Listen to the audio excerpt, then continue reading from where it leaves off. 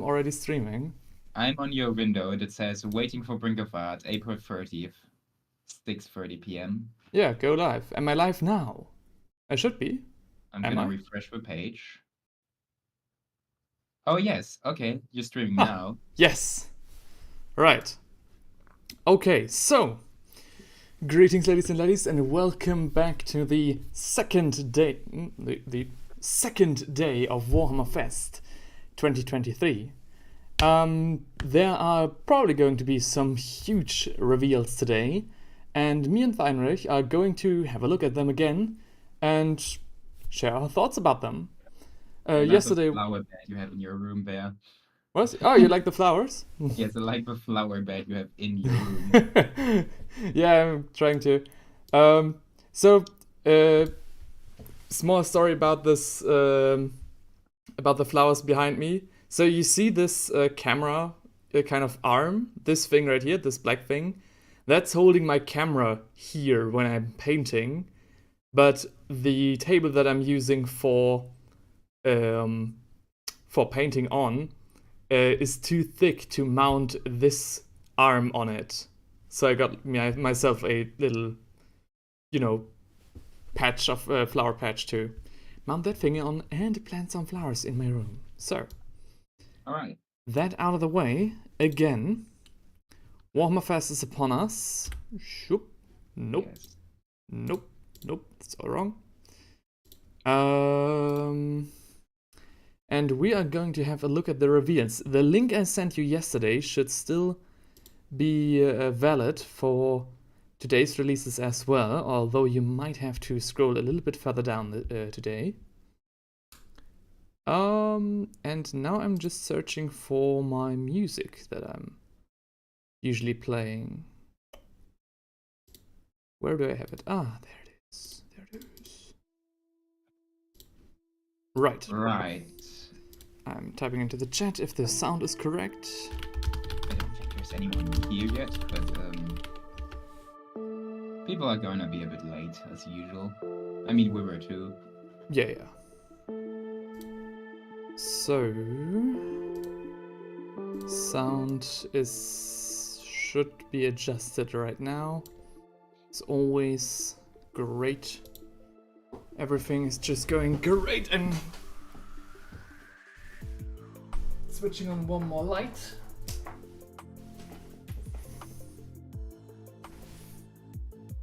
My camera yesterday decided to just completely overexpose my picture. Oh. So I'm hoping it doesn't want to do this today. Right. So, even wonkier start than yesterday, but Perhaps. Well, I mean, yesterday you literally had no sound, so... Yeah, at least I remember to unmute myself this time. So... It's a slower start today, but I think it's less of wonky, so that's... Wait, what? Debatable. Oh, I just learned something new and interesting. Oh? Okay, apparently when I choose to convert brightness to opacity in my tier list to get rid of like white borders, it actually removes all the color. Yeah. Which I probably don't want to do. Anyways, my tier list today is probably going to be as wonky as always. Maybe we can get Paint Studio Clip to work, but let's just not bet on it. Right. We currently have no one watching the stream. I think the only person watching is my alt account, making sure that the stream is up. I mean, or I'm you.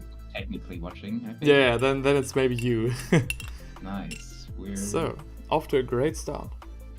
Well, do people ever arrive like instantly? I took care in making a poll today, asking people for when their most convenient time would be.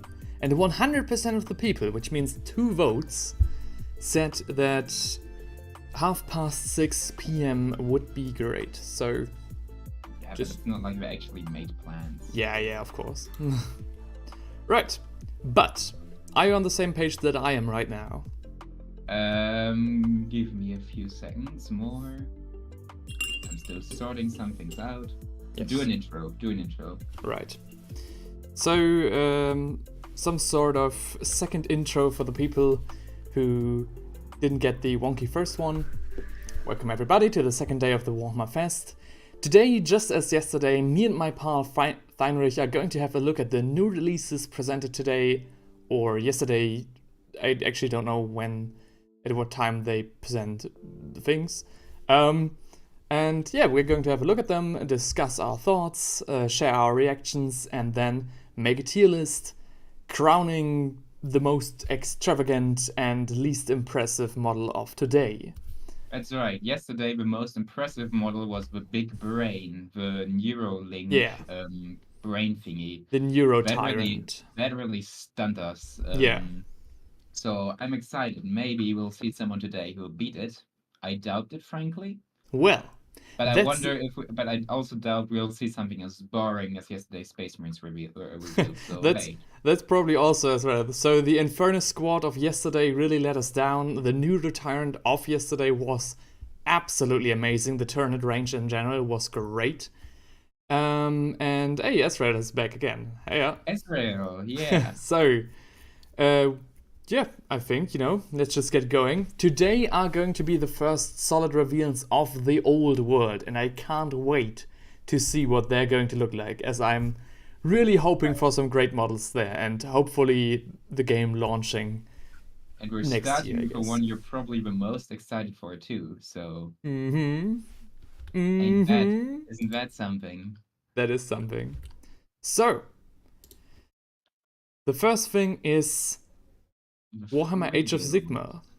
Oh, wait. Oh, never mind. I thought those were... It's not the old one, actually, we're starting with. We're starting with Warhammer Age of Sigmar.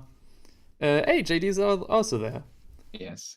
So, the courageous cities of Sigmar Cavaliers charge forth to reclaim the realms. Still, I think you're, going to be excited for Cities of Sigmar update, right?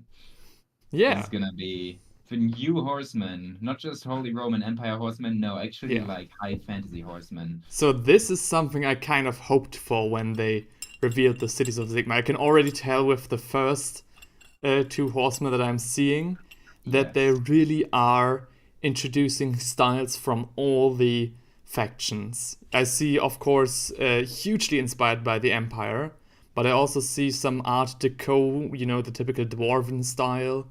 I see the antlers of, I guess it's an elk, maybe from the Wood Elves.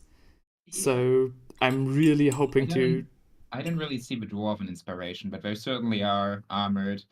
Yeah, but these knights are pretty great, especially if you start skipping through them, and they definitely come in different styles. Oh yes. The second yes, is very chunky. I really enjoy that. Yeah, the armor is great. I also like that they've already got battle damage modeled into the cast. I guess that's not something that the heavy metal team would have done. Oh yeah. Also the saddle on the third rider, so the upper one on the left slide, has I forgot to loop my music, by the way. Ay. Oh, sorry about that.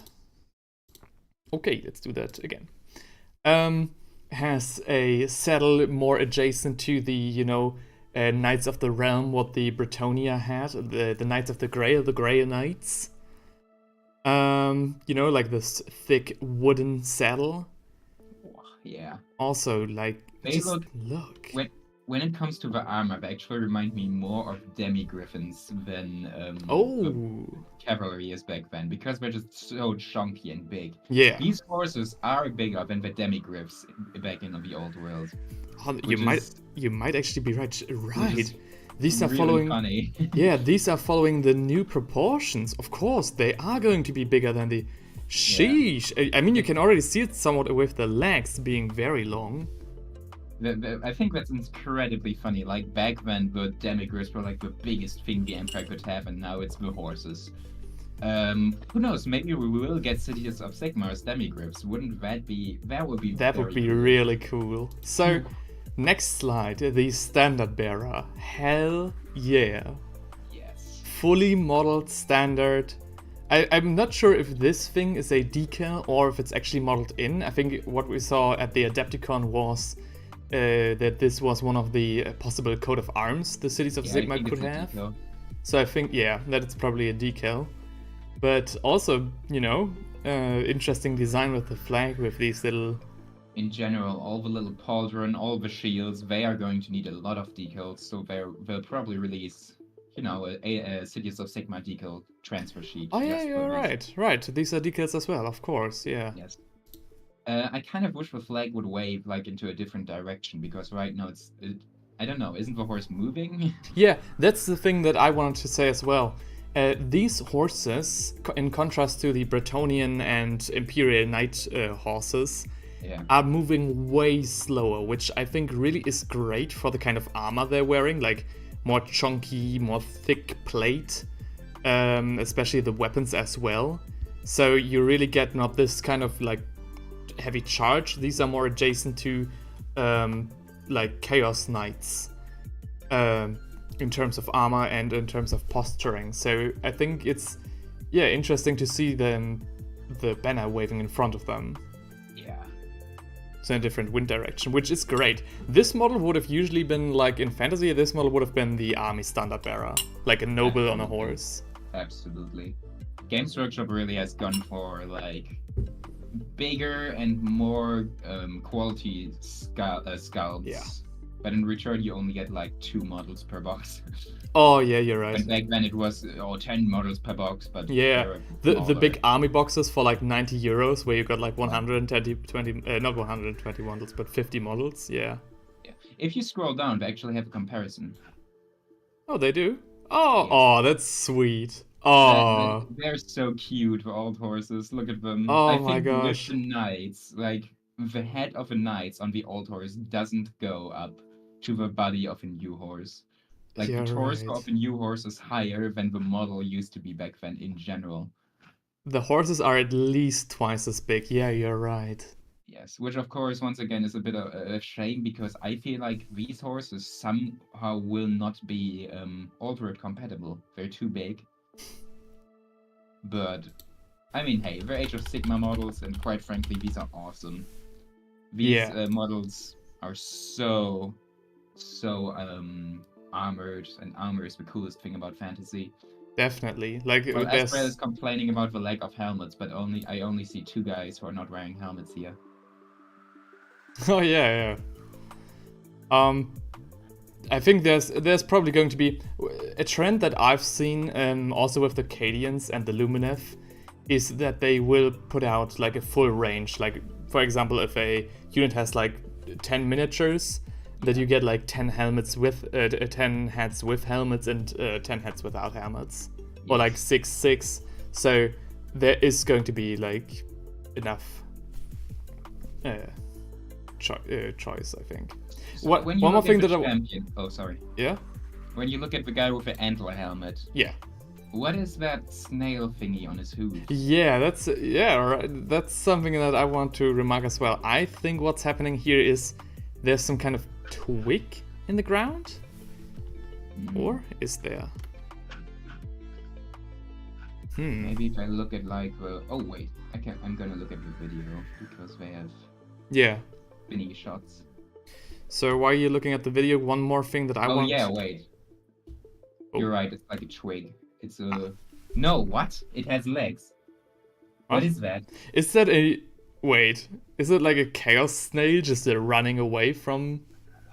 I don't know. I'm gonna send you a screenshot. It's very strange. It looks like a gnome or something. A very, very small human. A human snuggling. Oh yeah, right. So What is that? huh. So this thing remains a mystery, but like also. Because Yeah. it even wears little boots. What is Oh, that? one more thing that I'm just realizing: these knights aren't armed with lances for weapons. These knights all wield like close combat weapons. Yes. I Mostly think that's what we're hammers. saying, Yeah.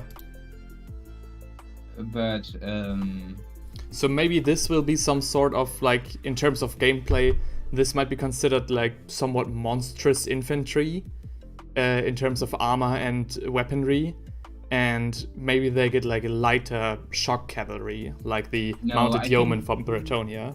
I actually think this is the normal cavalry. This is not like heavily armored, because just in general, when you compare, for example, the old Goblin Wolf Riders to the new Goblin Wolf Riders, Yeah.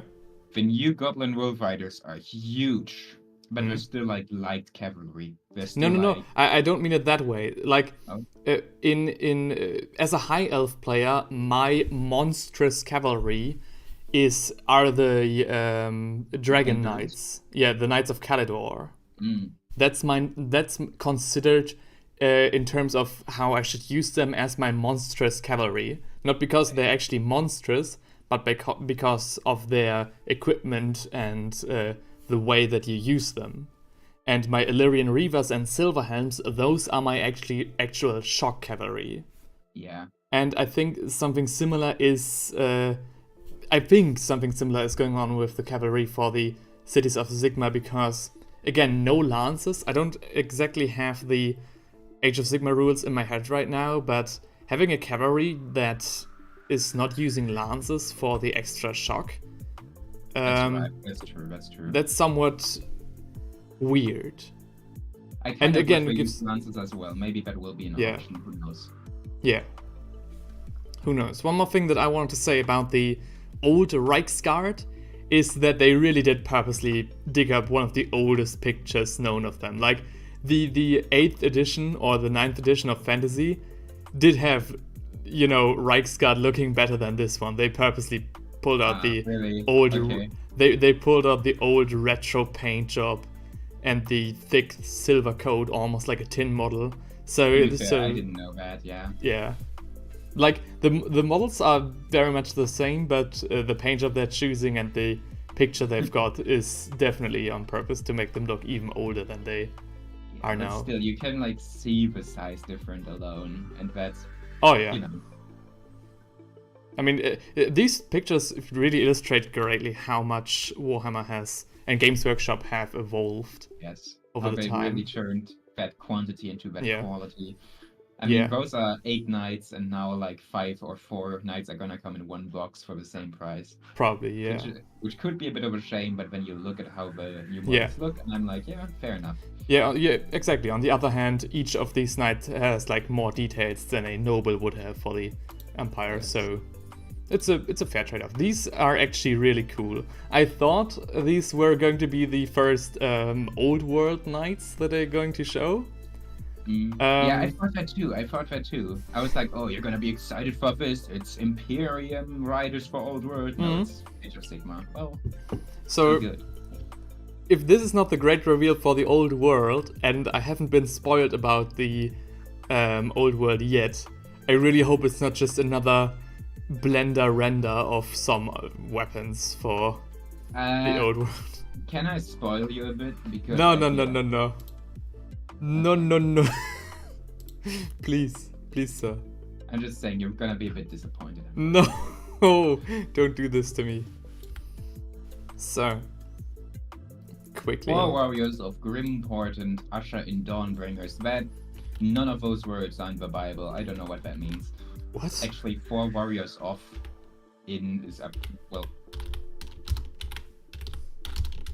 Dawnbringers. Oh, it's gonna be an expansion. It's a book. Hang on. So you're scrolling. You're back on the main page, then I guess. I went to the second window. Of the Ah, page. right. Dawnbringers. Oh, it's a campaign book. Yeah, but they also reveal a new model in there, and it's thick. Ooh, This model. Damn. very cute. This reminds me somewhat of the. So they're going somewhat the World of Warcraft route with introducing the Harbingers. This is a remake of an old model. Yeah. That's what I wanted to say as well. Yeah. But once again, the horse is 4 times as big as it used to be, which, still fun. Oh, I even have like a photo here of the old one. And wow! Mm. Dang! Okay, now that's what I call an upgrade. isn't the old model still for sale as well? The old one is still for sale, which is why I was able to find it on the web store right there. Look at it. Look at how it aged. Whoa. Compare like these two. Whew. Dang. Hang on, And I'm very sure that it's like the same model because they both have even like the signpost. Yeah. They're definitely replicating what they had back then. Yeah. Hang on, I'm trying to pull up. This is the old miniature for the people who don't know what we're on about right now. So this is the old miniature. So great remake, definitely. Ooh. Wow. So this, in terms of, you know, the cast and everything and the sculpting, reminds me more of like the Lord of the Rings style. And this is the fresh AOS style that we are used to right now. The horse has become so chunky. Mm. Is it dripping flesh? I think the new horse is like dripping its flesh from its mouth. I think that's just Or venom. Yeah. But yeah, great miniature. Oh, you even have different head options, I'm just realizing. Yeah, and a different weapon. Ah, and a different weapon. Yeah, I'm just stupid. I'm slow to realize this. Now I'm confused. They call him Plug-off the Miser? Yeah, they call him Plug-off the Miser. Does that mean he's a named model, or is he just a generic hero? Hang on, Because I think he comes with different options. if we scroll further down, there's another version of him. No, there's another miniature. Okay, Yeah. so that's not it. I guess it is, because when we look at the book again, it's called Harbingers, and Yes. as an, you know, old-timey World of Warcraft player, the Harbingers all are, you know, these great warlords, named warlords, and bringers of doom and everything. And if they go like a similar route with this one, and especially with a specially designed campaign, I'm pretty confident in saying that this is probably a named character. Maybe. I'm just confused about why a named character would have different, like, weapon and head options, you know? I mean, Actually, everyone does. thinking of- No? I don't know. I was about to say, I don't really know any, like, model that has different head options, except for, like, Space Marines who come with helmet or without helmet. Yeah. But, like, different weapon options for a named character model? I don't know. Hey, says Carbon Tax. Carbon tax. Hey, thanks for And tagging Ezreal along. is lively as ever. Yeah. Very nice to see. But yeah, the Ezreal second says to the cavalry, to the Free Guild cavalry, the knights should be more historical looking than this. I don't agree actually. I think it's good that Age of Sigmar, you know, tries to find its own style more. They did the same thing with the High Elves, now rebranded as the Luminefs in Age of Sigmar. And I actually think that this is the right approach for their setting, especially, you know, considering copyright and all that. What do you think? Could I like use this Nurgle model as like a demon prince for my Death Guard army? You mean the cavalry, the knight? I mean Flug off the Miser. Yeah. Could you like kit bash him to be a bit more 40k like and use him like as a demon prince? I think you don't really need to kit bash him that much actually. I think if you would have put it on the table like this, I think if you would have got a more, you know, demon heavy army, I think this would look True. really impressive. True. And so this knight is Jerrion. very impressive, sculpt nice, paint job nice, and moving on to the next miniature, this boy right here. Alright, honestly, after yesterday's Ghouls reveals, I'm not too excited about him. Like, he's fine, but he's not as great as the Ghouls yesterday, you know? He's definitely following the same concept with the bone stitched into his flesh, the, you know, attempt at wearing armor and a knightly gown. And also very interesting weapon, the double sickle. The double sickle. Yeah. Oh yeah, he's like a Darth Maul Yeah. fanboy. He can make the he can try to be a Beyblade, like just spinning around. And no, that wasn't a Death Guard model. It was a, I don't know what the Age of Sigmar version of the Nurgle army is. The Poxbringers probably. Yeah. The Age of Sigmar. These are just fantasy models, not 40k. Yeah. The Ezreal is asking what's Cursed City. Man, are you for real? Have you watched the channel? I can only recommend. There's a certain YouTuber who has covered it in quite the depth. So Yeah. yeah, just no, but Just for check real. out Brink of Art on Yeah. YouTube. He has a few Somewhat, painting videos. somewhat. I can't really fault him for if this is not a troll, I really couldn't fault him for that because Games Workshop has just deleted all of their promotional material from Cursed City Yeah. Cursed City when it came out. So Side hustle game. Yeah. I think that describes it pretty well. honestly, pretty well, yeah. I don't know. I'm new to AOS. Yeah. Again. So if you actually don't know what the Cursed City is, there are several videos on my channel where I describe and review the Cursed City in depth. Like I've got a little cinematic trailer. I've got a little review where I go over it and explain in depth what it is. So if you're interested in that, and the video is of quite great quality, can I recommend it? It sounds a lot like Kill Team. Nah, it's not exactly Kill Team. It's more like It is more like Blackstone Fortress, right? Blackstone Fortress. It's a board game, just a normal board game. It's the intention that we're slowly releasing Warhammer Old World factions. We're not at Old World yet, so I do not know. I think Yeah, we're probably gonna need another year or so to release a box set. probably. I Because think at I- least, yeah. I like spoiled myself on what they're kind of on what they're revealing this Warhammer Fest, and it's not that much. We're probably gonna need some more time. Yeah, I think when the old world was first discussed, I remember their partners. So they partnered up with a bunch of like creators and studios that were like third partying. From what I remember when it came to the old world, and one of these studios said that people shouldn't get too excited about the old world just yet. I think I read that in 2020 or 2019 even. Yeah. And it's probably going to take at least to 2024 before some real releases are going to show. Yeah. Yeah. So, but again, the new model. So you're not that excited. I kind of get why. I think, considering the ghouls from yesterday, this one is Yeah. definitely at least at the level of the captain of this Warcry band. I think it's a solid model, definitely. But He's solid, alright, but this guy is kind of a good reminder of why I never really cared that much about the ghouls. Well, yesterday really got me excited about them, I Yeah. do quite like his tactical corpse, though. The tactical corpse is pretty good. He's well made. so this is the, how's it called? The Herald, basically? Yeah.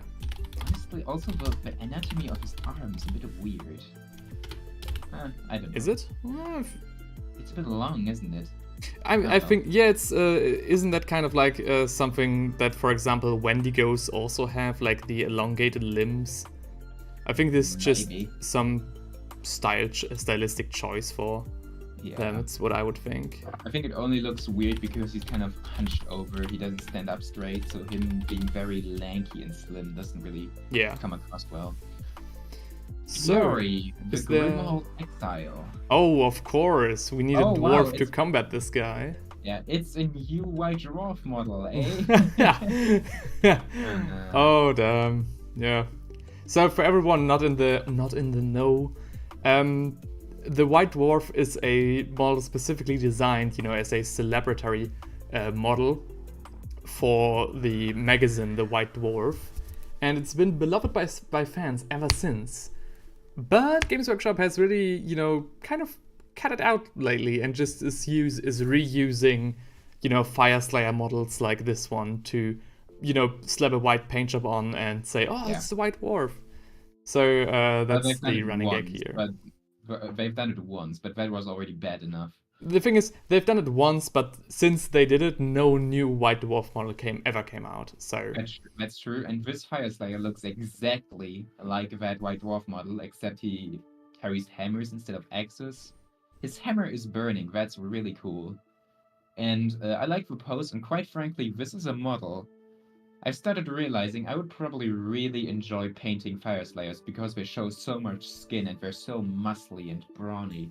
And painting this guy would be probably a lot of fun. Oh yeah, when I painted the female barbarian after my Atomic Heart video, I really got interested in painting skin and trying to paint this to the best of my abilities. Especially remember your little Nurgle guy? I still have him with me here. My little what? Your little Nurgle guy, the Pox guy. Oh, the Poxwalker, yeah. I probably can't show him. I probably can't show. Yeah, the Gene Stealer, basically. Yeah. So that was like my first introduction to really getting into skin tones. So definitely a great model for that. But apart from that, I painted like 3 ogre models, and all the ogre models were blast paint because just painting the skin was hilariously fun. 30k is for Horus Heresy. Yeah. So 30k is a new, like not new in terms of lore, definitely not, but 30k is a new set, and that's come out, I think, last year, and it's basically 40k. It's basically 40k, but Space Marines only. So that's somewhere to describe it. The Horus HAV. The horror. Yeah. By the way, carbon tags. That's actually correct. When the Space Marines got a redo, like a new box with all kinds of options and stuff, the Space Marines actually managed to outsell Warhammer Fantasy: The Old World. But part of that is because Warhammer Fantasy: The Old World didn't have like a generalist faction who everyone wants to play. They definitely split up all their interests along every faction and so. And then there was the fact that like factions were just, the Old World was apparently just way too expensive, especially when you wanted to like build up a 2,000 points army. Because nowadays you only need like, I don't know, 20 or 30 models to like build up a 2,000 points army in 40k and Age of Sigmar. Back then you needed like 100 to 200. Yeah, it was insanely expensive. What you can see when you consider like the old Warhammer Fantasy box sets, you can clearly see how they adjusted the rules to incentivize people buying the so basically they adjusted the system with each edition that you could field more miniatures for the same point cost, which I found somewhat neat in the sense that even with like a small point game you could field a nice huge army, so the cinematic effect was cooler, but it definitely didn't have for in terms of cost. And also the system was definitely a lot more complicated and unintuitive than it was for 40k, so there's actually a lot of reasons. Also, like, shit talk the Stormcast Eternals all you want. Looking at like Games Workshop's modern business strategy really just shows that apparently Warhammer just needs a basic normie main army that's like every second player wants to play. Yeah. In Space Marines for 40k and Stormcast Eternals for Age of Sigmar. Because they push that in every box set and it's clearly working. Compare it to like Blood Island, which is High Elves versus Skaven. Well, I don't care about Skaven, I don't care about High Elves. Why would I buy that? Even considering the Warhammer Total War scene. Yeah. If they wouldn't, show the Empire, like the Empire was the main role in the first game. Then the second game came out and they released the other factions, but people, knew about the Empire already.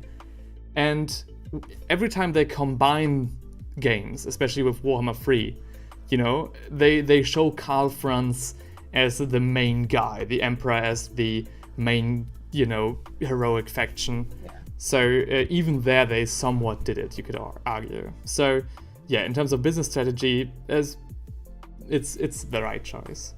So, but we've talked about everything but this model, and I think my closing argument about this model is it's a neat Fire Slayer, but it's also at the same time, just a Fire Slayer. Fire Slayers look very samey, but like principally I really like him. Yeah. Dwarves were still just dwarves and didn't like get split up into two separate factions. I would get excited about him. But unfortunately, Fire Slayers just are kind of, yeah. Yeah. So, hang on, a little screenshot has to be made. Ooh, Gloomspite Goods, let's go. My favorite actually second favorite. Age of Sigmar army. Hang on. So, and he's Gloomspite very gets... cool. Oh! Too. That is very cool. Very cool new goblin. I'm already impressed at like how they made the flying beasts.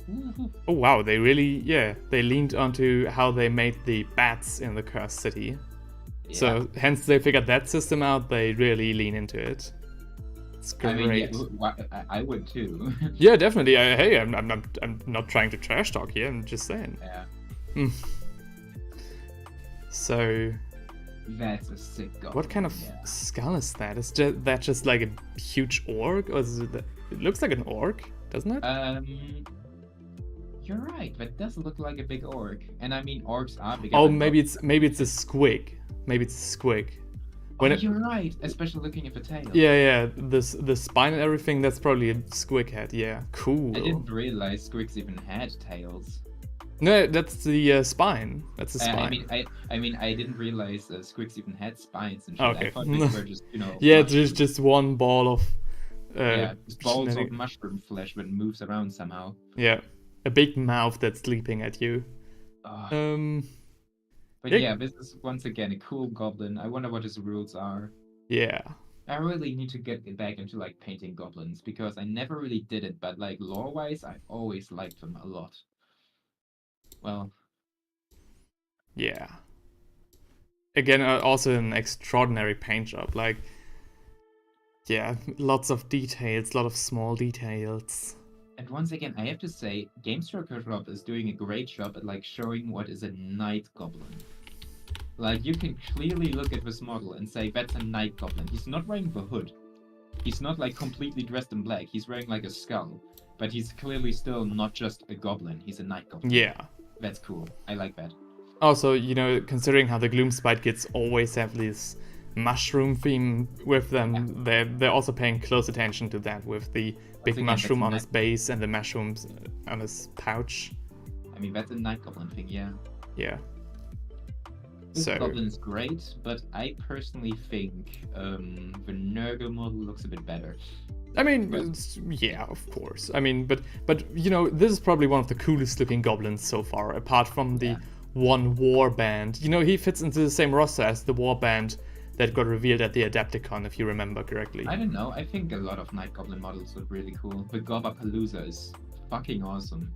I'm just gonna say it like that. But Gobbapalooza is one of my favorite kids in Warhammer, Age of Sigmar. Do you have a picture? I actually have no connection to a miniature with that name.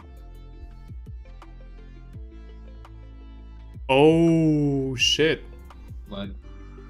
I just scrolled further down and yeah, just like the they really leaning into the Harbingers of Doom. If you scroll further down below the goblin, they are going to release like 4 box sets, I guess, with 4 campaigns as well. Or 3. Okay. And so... Oh, the Gobbapalooza is actually in the Harbingers box set. But yeah, I sent you a picture again. Like, Oh, yeah. These 5 models are like I think they were only $40 when I last checked. And I think they're hilarious. They're like my favorite Night Goblin models. So, hang on for everybody also not knowing what a Gobbapalooza is. This are the miniatures we've just talked about. So again, great. Here, this one on the upper right hand. Yeah, definitely. On the upper. Yeah, it's another squig skull with a guy in there. With the mushrooms at the same page, on the same side. Very interesting to see the cross reference there. Yes. But yeah, it's all the little mushroom themings. Once again, I think Night Goblins have a bunch of really, really cool models. This pack, actually, with the Nurgle Knight in the middle, I think this would be my favorite. Like, if I could get a good deal on that, just for the painting, this would be a really cool smaller project. True, but I'm not a big fan of like Nurgle's general aesthetic. The main reason I play Death Guard is because I started with Dark Imperium, Okay. So my favorite is probably the Goblins. All right. Clearly. So very squig heavy again. Yeah, they do. Okay, they are doing. Oh wow, it's exactly 4 books. Nice.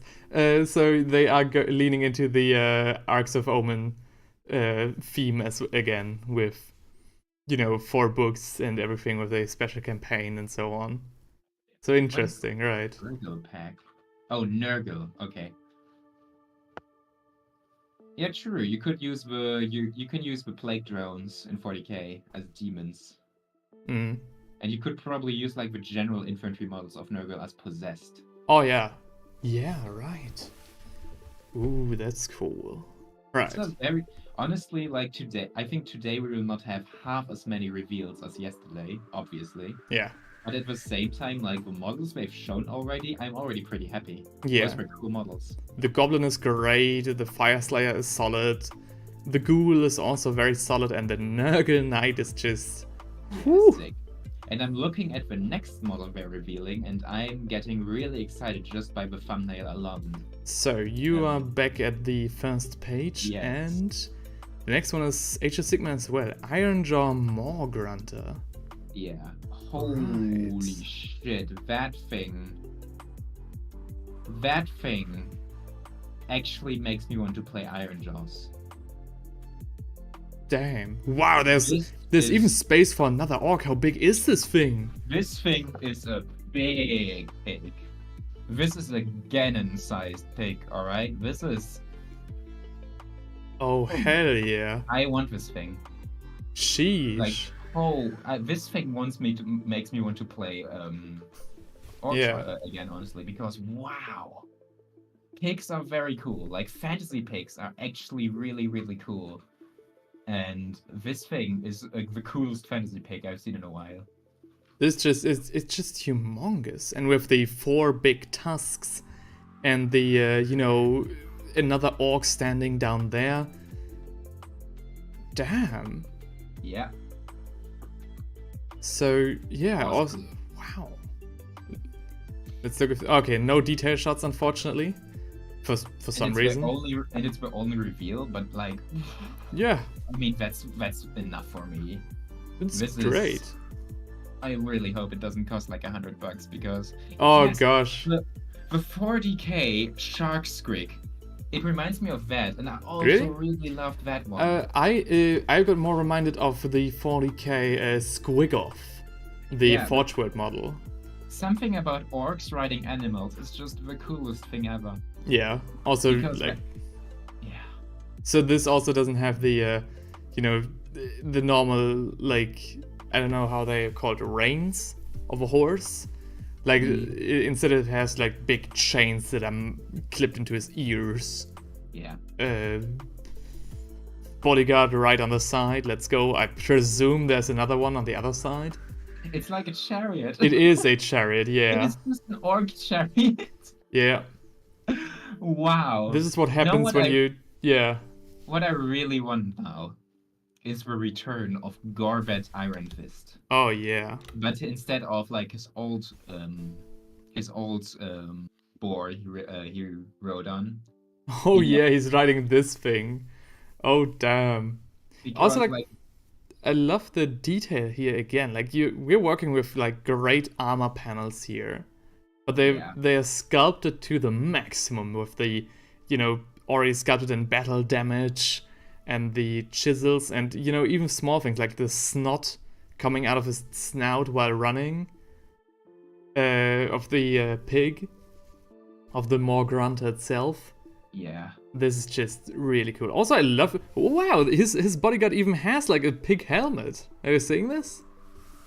His bodyguard? His bodyguard. Like the guy... I mean, that's just a normal black orc helmet. Really? Just looking like a normal pig or what? Like a boar. They all have like these tusks. That's a pretty normal thing. No, I mean the helmet itself. I don't... Yeah, the tusks, of course. But I mean, the helmet itself looks like a pig. I don't know. I think it... I don't really see it. It looks like an orc helmet to me. Right, okay. You're the connoisseur there. I don't really see a lot of... Are those bones or pieces of wood? I'm pretty sure these are bones. Tusks. No. He means the bones on the pig. I mean, I presume like the on the side, the ones holding the platform in place. Yeah, probably bones. This looks even more wonky than my Goth Rocker. Holy shit. Man, fantasy models are so cool. Why is 40k the mainstream one? Yeah. And unfortunately, we have realized that the trend for Age of Sigmar is that it's going to be just as expensive as 40k, which is a shame. It depends on the army, but I thought it was pretty obvious. Well, still, very cool model. Actually made my favorite so far.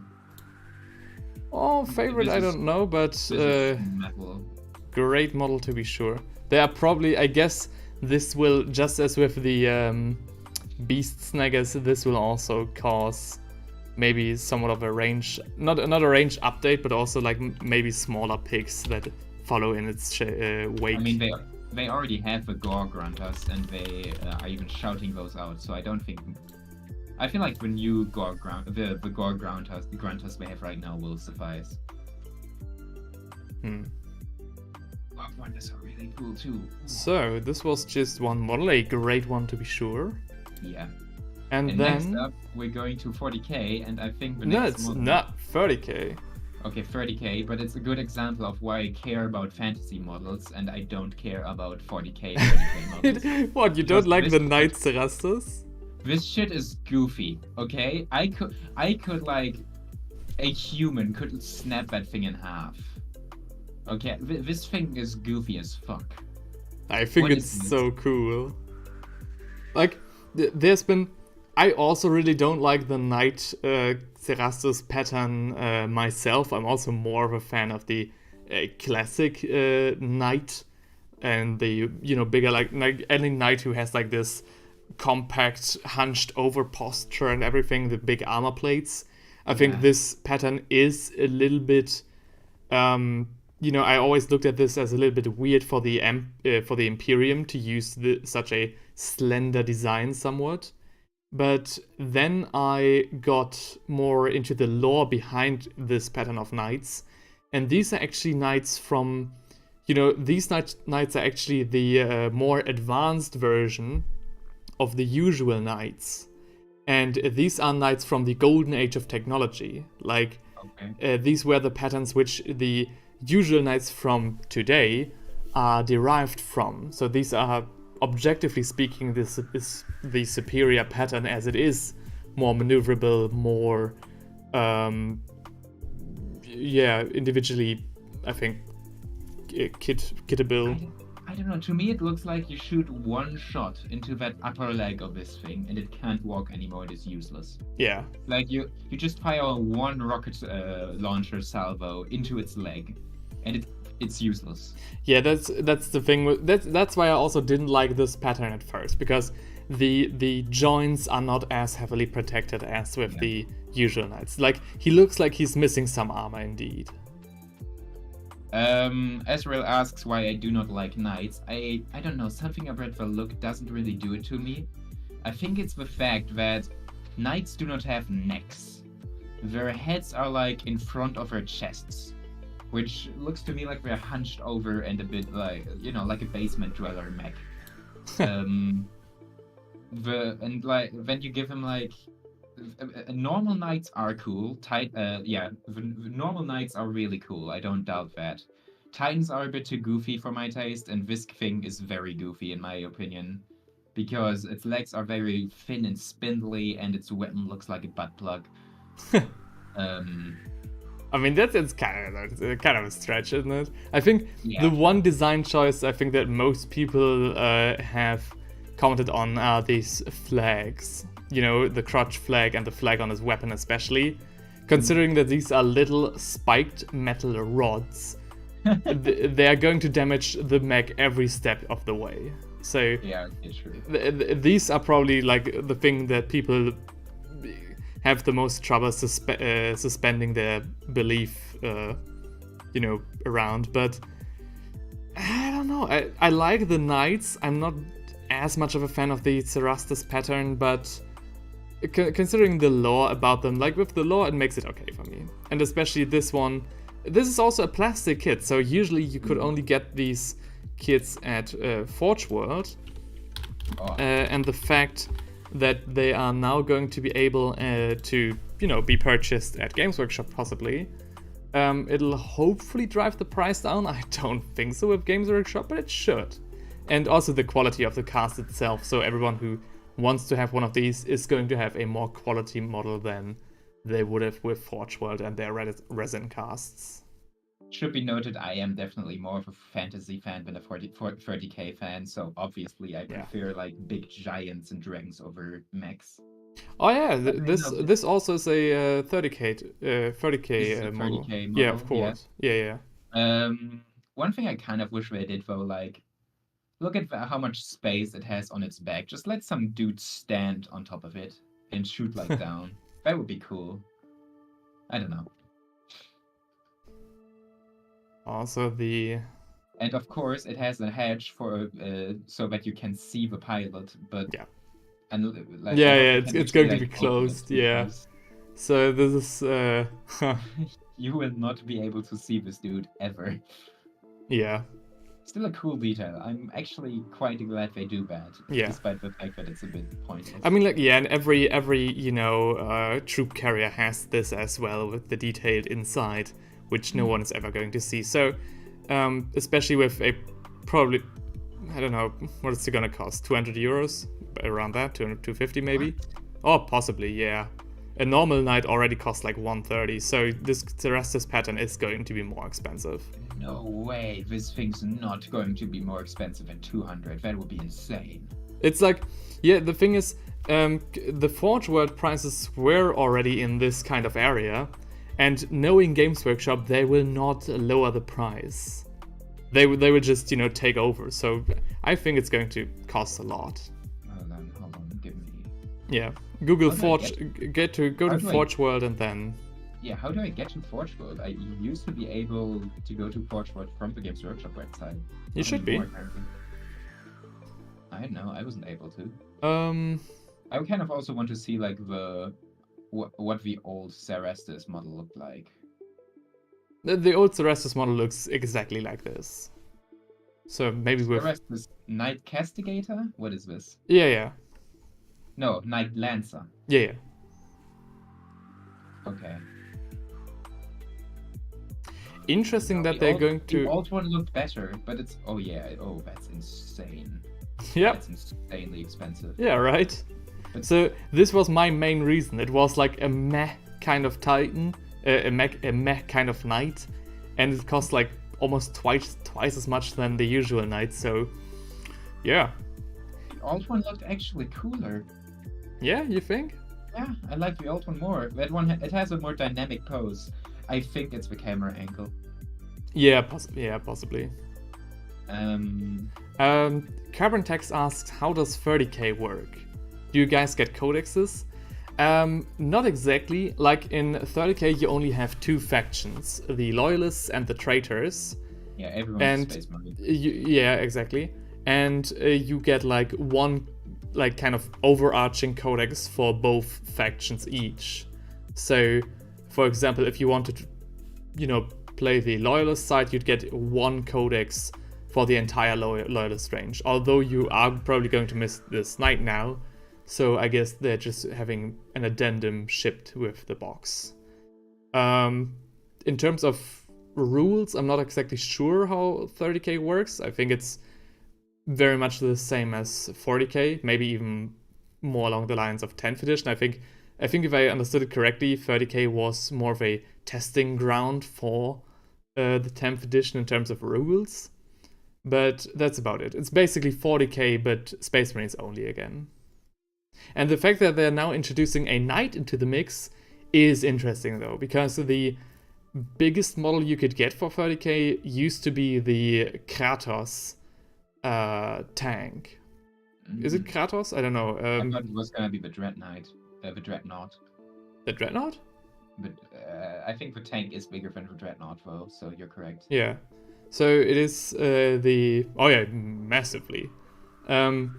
So it used to be the Kratos tank. Maybe one of the troop carriers was technically bigger, but those are again Forge World models, so the fact that they are now introducing a knight into the mix is possibly hinting at in steeper power creep in that regard, although again I'm not sure how the Forge World models used to play into the 30k range. I don't know. But interesting that they're going to release this guy as a 30k miniature, which is kind of cheating because you can definitely use these for 40k. So I don't know if we really got a 30k release today so far. Yeah. So enough about The next one's gonna be 30k. So yeah, I got already spoiled Vheren Ashurhaddon and Vheren Ashurhaddon. Yeah. That sounds like. I wonder if this guy is evil. It sounds like I'm trying to put my entire lab group into one name, like Vheren Ashurhaddon. Wow. You're right. Right. So, Vheren, what's up with you? Son of Horus, of course. Named character model, nice. He's a space marine. He's a space marine. A very detailed one. Like, this is the kind of detail that I would have looked forward to the Stern Guard veterans of yesterday. So, you know, the heavy ornaments, the flag on the back. This is the kind of Praetorian Roman style space marine that I would have looked forward to with the Stern Guard veterans. I think it's cool that like they painted the skulls on a standard golden. Yeah. Are these like real skulls but were just coated in gold, or are they like solid gold decorations? I mean, it's not something about this. I mean, it is early in the heresy in terms of lore, because, you know, nobody shows any mutations just now. That's true. So these might actually be usual ornaments that maybe even the Sons of Horus would have already worn, because we know how the Imperium gets off on skulls. Yeah. Ezra says you guys always disrespect the Space Marines. Well, because if there's a new release for a Space Marine, is it really a new release? I mean, let's be honest to ourselves. Is it really a new release? But I mean, I'm happy to say, yeah, I usually do disrespect Space Marines. That's because I just don't care that much about them. Yeah. And every second release is a Space Marine. So I get ample opportunity to just shit talk, and before I'm done talking, they already released the next Space Marine. So, you know, it's just, if you want to really rant about something for Games Workshop, just start just liking Space Marines.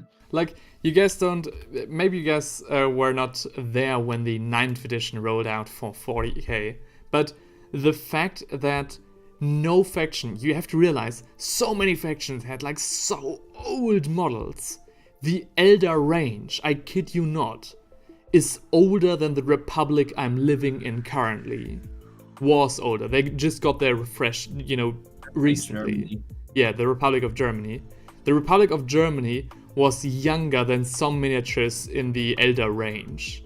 It's very similar to the Tyranid models. It was insane.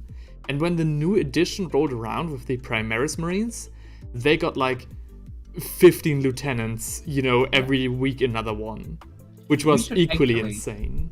This would be a good video idea we should do on your channel. We are going to rate every Space Marine lieutenant ever released. I can make, like, if people would like that, these kind of rating videos. I mean, I'm happy, of course, for everyone who's showing up now and watching the VOD later, but they're not doing so well, so... I feel like it's something I could do once I get my new microphone. Oh yeah. I would already have if I didn't forget to buy a cable, and now I can't get one because it's wool. So yeah, but now you guys know why we, you know, used to shit talk these Space Marines. Also, the kind of range that they're getting still is insane. Remember the guys from Adepticon, the Despoiler squad? Like, fuck. Long range heavy support. I'm still not over the fact they designed a squad of Space Marines so they can have long range heavy support in their infantry range. I want to repeat, they already had long range heavy support, but not in their infantry range. So these are like so niche kind of things that they're tweaking with the Space Marines so that you can do literally everything you want with them. And yeah, again, meanwhile the Elder get one new unit, which is great. Yeah, you know, but so riled up about Space Marines. All right, Vheren Ashurhaddon, Sons of Horus, nice sculpt, decent Marine. I think Theinrich just left me. Hello? I was wondering why he wasn't talking. Oh gosh. Okay, meanwhile, let's do a solo show. Hello? Hello? Carbon Tex is asking what new unit did we get? So I guess you're referring to the Elder models then. No, not the Spears. We got the Shroud Runners. This is the new unit I'm referring to in terms of 40k Elder. Yeah, that's mainly the new unit that we got. I think we didn't get anything else in terms of the Elder range apart from the Shroud Runners. We got a complete range overhaul, but that's like the main thing. Theinrich, are you there? Can you hear me? My Discord decided to do a little whoopsie boopsie. Right. It's a bit weird because I still had an internet connection. It was only Discord. Yeah, it disconnected you twice on my end, actually. I had the Discord disconnect. I think one of them was manually, and one of them was like just Discord messing up. Right. So frankly, that's me getting bored and walking off. So yeah, rounding Vheren off. Again, decent Marine, nice sculpt for the 30k players. Surely a nice miniature. Great, you know, different head options, also nice. Here's what I think you could do with this dude. Remember your 1000 Years of Corruption of a Nurgle Marine video? Yeah. Vheren would make an excellent 1000 Years of Corruption for a Khorne Marine video. This dude could probably turn into a World Eater pretty decently. Possibly. I mean, he already has got the axe. And he has spikes, and he has like the thing on his back. I feel like you could really do a good conversion with him. I don't know. That's just my opinion. Yeah, I mean, I definitely do want to have another, 1000 Years of Corruption. I think the 1000 Sons are definitely going to be next, I think, because I already got the plan for them. Yeah. But Khorne is on the list, and yeah, I'm still looking for a model, so maybe he might come into play. But again, Vheren, enough about him. Lord Castellan, Evander, Garrius. Another Lard name, eh? Yeah. Holy shit. I mean, Lord Castellan, Evander, Garrius is a name metal as fuck. Yeah. I like his model also way more than Vheren. Holy shit, dude. Really? I kind of prefer Vheren. Nah. Not for me. I think I prefer Vheren because of the paint job. Yeah, the Sons of Horus have an more interesting, I think, refreshed paint job. But look at this miniature. Like, this is a character model if I've ever seen one. Great, plasma weapon on his left fist. Excellent pose, really strong. Of course, Terminator armor goes a long way. But also a heavily decorated Terminator armor. Sweet 30k. And also, look at the tactical corpse he's standing on. This Marine has been obliterated recently with a plasma shot that literally melted his face off. Yeah. Like, holy shit, this miniature goes hard. I just can't shake the feeling that, once again, I've seen this guy before. Yeah. It's a problem I have with a lot of yellow Marines for 30k in particular. Like this guy, I don't know, but yeah, principally cool, very cool. I love everything about him. Like, the ornaments are great. The star with the, the kind of, I think this is an early Terminator star, because if you look at the models now, they still have this kind of cross with the skull in it. So maybe that's something with that. Also, the destroyed bastion can be interpreted in many different ways, especially for the Imperial Fists. Oh, dang. I have to say, the longer I look at him, the better he gets. Yeah. Like on first look, I was like, eh, but like now that you're hyping him up, and I see more and more details, Yeah. and Shed is also hyping him up. For example, Carbon Tex is pointing out the Yeah. laurels on his head. Yeah. Ooh, yeah, okay. Yeah. So, and again, like the corpse he's standing on, even the base is awesome. Like the paint job goes a long way, but holy shit, that's sweet. We really don't have, you know, official Games Workshop plasma shot sculpts. Plasma what? Yeah. Plasma what? Plasma shot sculpts. So we've got like official Games Workshop, like, you know, scars and wounds and everything. But there's like only one guy on Instagram and, you know, the internet who does these plasma shot, you know, sculpts really well. Oh, that's a plasma shot. Yeah. I Yeah. didn't even realize that. I thought he had like a, I don't know, a booster or something on his Oh, armor. yeah, that's what I was talking about the entire time. Yeah, no, I thought you were just talking about the skull. I think the tactical corpse is A+. Yeah. That's true. I also like the bear pelt he wears on his back. Yeah. And I wish we could see like his back. Maybe we can. Yeah, we can. Let's go. Very cool. Sweet. Oh fuck yeah! This miniature I is think a. my biggest. I think the reason I didn't get excited for him at first was really just the paint job. Yeah. Because I saw the yellow and I was like, eh. I mean, the Imperial Fists are my personal chapter, you know, to go to when it comes to Space Marines. I think that they are definitely my favorite chapter. I'm a bit actually, you know, bittersweet about the Horus Heresy that they gave the Imperial Fists so much attention, because I always felt kind of niche preferring them over the Ultramarines. But now they are the mainstream, so I'm just a normie then. But, you know, on the other hand, it makes sense that it is great that they get a larger range. And, damn, this miniature is just a propaganda piece for the loyalists in 30k. The way he stands, the way his pose and outfit works. Like, holy shit. True. Great. Even, you know, he has, like, even these little religious, you know, proto-religious emblems, like, or touches, like the scrolls under his plasma weapon, if you look at the close-up shots. Yes. He's got, like, the plasma weapon itself is insanely detailed and really sleek. I really like that about the Horus Heresy. And, A+. Well then. Sweet, sweet miniature. Lord see- Castellan, Evander, Garrius. This is going to be... The headline characters of the Siege of Cathonia, a campaign book. Alright, so they're the main characters, the main commanders of the new mission set. That seems appropriate. Yeah. Yeah, for considering they're the main characters, the commanders, yeah, I feel like Vheren got the short end of the stick.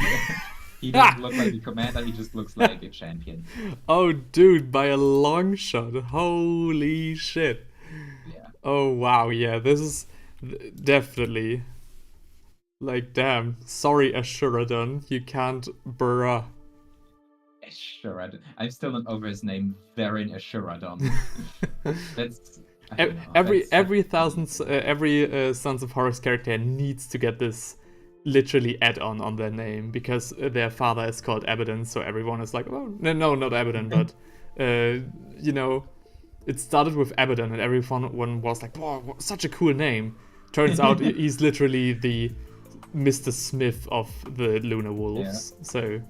Maybe Adon is just the Old Gothic, or whatever language we're speaking, a word for son of. So, like, his father was Ashur, and he's Ashurhaddon, and Abaddon's father was just called Ab. Also, what is going on with carbon text in the chat right now? After you finish painting that one, you can use it as a toilet. What? What? What are you... what are you talking about? Do you mean because of his cape or whatever? Something about the chat you have is just absolutely buck wild. I do not know what this. I love it. I love that I have like 5 people watching, but the chat has the quality of a 1 million people streamer. That's awesome. And another, I think, the roadmap for... Yeah, this is also just 3D printed. Yeah. Boys, like, this is not a reveal. Yeah. So this is just the roadmap. They are going to be interesting. Ooh. Oh, look at the roadmap. Oh, They're teasing a Primarch model in autumn. okay. They're teasing a Primarch model, but in the resin range. I didn't even know they would expand the resin range anymore. Huh. I thought they would retire resin as it is, objectively speaking. That sucks. Yeah. Why would they release the Primarch and resin? Yeah, that does suck. Like, resin is an inferior awful. material. Also, Evander, Garrius, and Vheren Ashurhaddon are going to be resin. They're not going to be plastic. What? What? That sucks. Oh, that sucks really bad. What? Okay. Oh, this makes no sense. Oh no. No, why would you do this? You were so excited. They're like, hey, by the way, all the cool models are gonna be made of resin. Garrius was my possible S tier, or one at least very high A. I mean, put him into IA and put the roadmap into a F tier. Yeah, it's definitely. What? Why would you continue resin in the first place? What? This makes no sense. Why would you release the Primarch and resin? I do not get that one. That's so bad. All the other Primarchs are plastic now. Responding to Carbon Text, no. The Nurgle model is going to be plastic. No other miniature except some 30 and 40k miniatures are from resin. And the fact that they even continue resin is heresy. I think the Skink Star, like old models, always are made of resin. For example, the Skink Star Priest you got me was made of resin. But like new releases are always plastic, except for some reason the Horus Heresy models apparently. I thought the entire purpose of 30k was to get the miniatures from Forge World over to Games Workshop, so they wouldn't have the need to do anything in resin anymore. What? And now they're continuing with resin. This roadmap belongs in the trash. Also, well, like the releases, you know, they have the teasing game all on point. Like, oh damn, like mystery army release and a Primarch is coming in autumn. Like, oh yeah. And then you look at the sign and oh yeah, the army is going to be plastic or okay, but the Primarch and the characters are in resin. I don't know if anybody sees this who has like any, you know, insight into how these materials act. Is there any objective, logical reason why someone would use resin over plastic? Cheap to produce. Probably. It's very cheap to produce. Yeah, it has to be. I mean, I know it's used for 3D printing and everything, for, you know, the single man. But as a company, why would you do this? Carbon Text is correct. Like, some Age of Sigmar models are made of resin, but not the new ones. The new releases, like the older models that are made of resin, are already taken. Yeah. Carbon Text is referring to the Age of Sigmar models, like the older ones that were already resin. Yeah. Okay, let's just move on, because that sucks so bad. Yeah, this sucks. The path ahead, my ass. I'm actually going to make a screenshot of this to actually rate them in the tier list, because the path ahead more like belongs in the trash. We'll have to watch a video for the next one. You actually don't have a choice this time. What? Why? Decoded transmission? Oh, it's just... Okay, hang on. Yeah, it's just a video. Okay, I hope... 15 seconds. JD says the resin has better details. Does it though? The new miniatures have better details than the resin ones. Yeah, Heresy Primarchs are always resin, but that's all only because the Primarchs were a Forge World only thing. I just watched the teaser. I can't believe it. They are teasing Warhammer 40k. Hang on. No. Don't tempt me with a good time. Okay, hang on. Report to the stratagem. I really do hope that this is not going to be unwatchable for the people in the stream right now. Enemy signal detected. Alright. I'm at 0 seconds. Are you too? I already watched it. Okay. Oh, it's 14 seconds long. Okay, hang on. Yeah. And it's actually just a shot of someone playing 40k.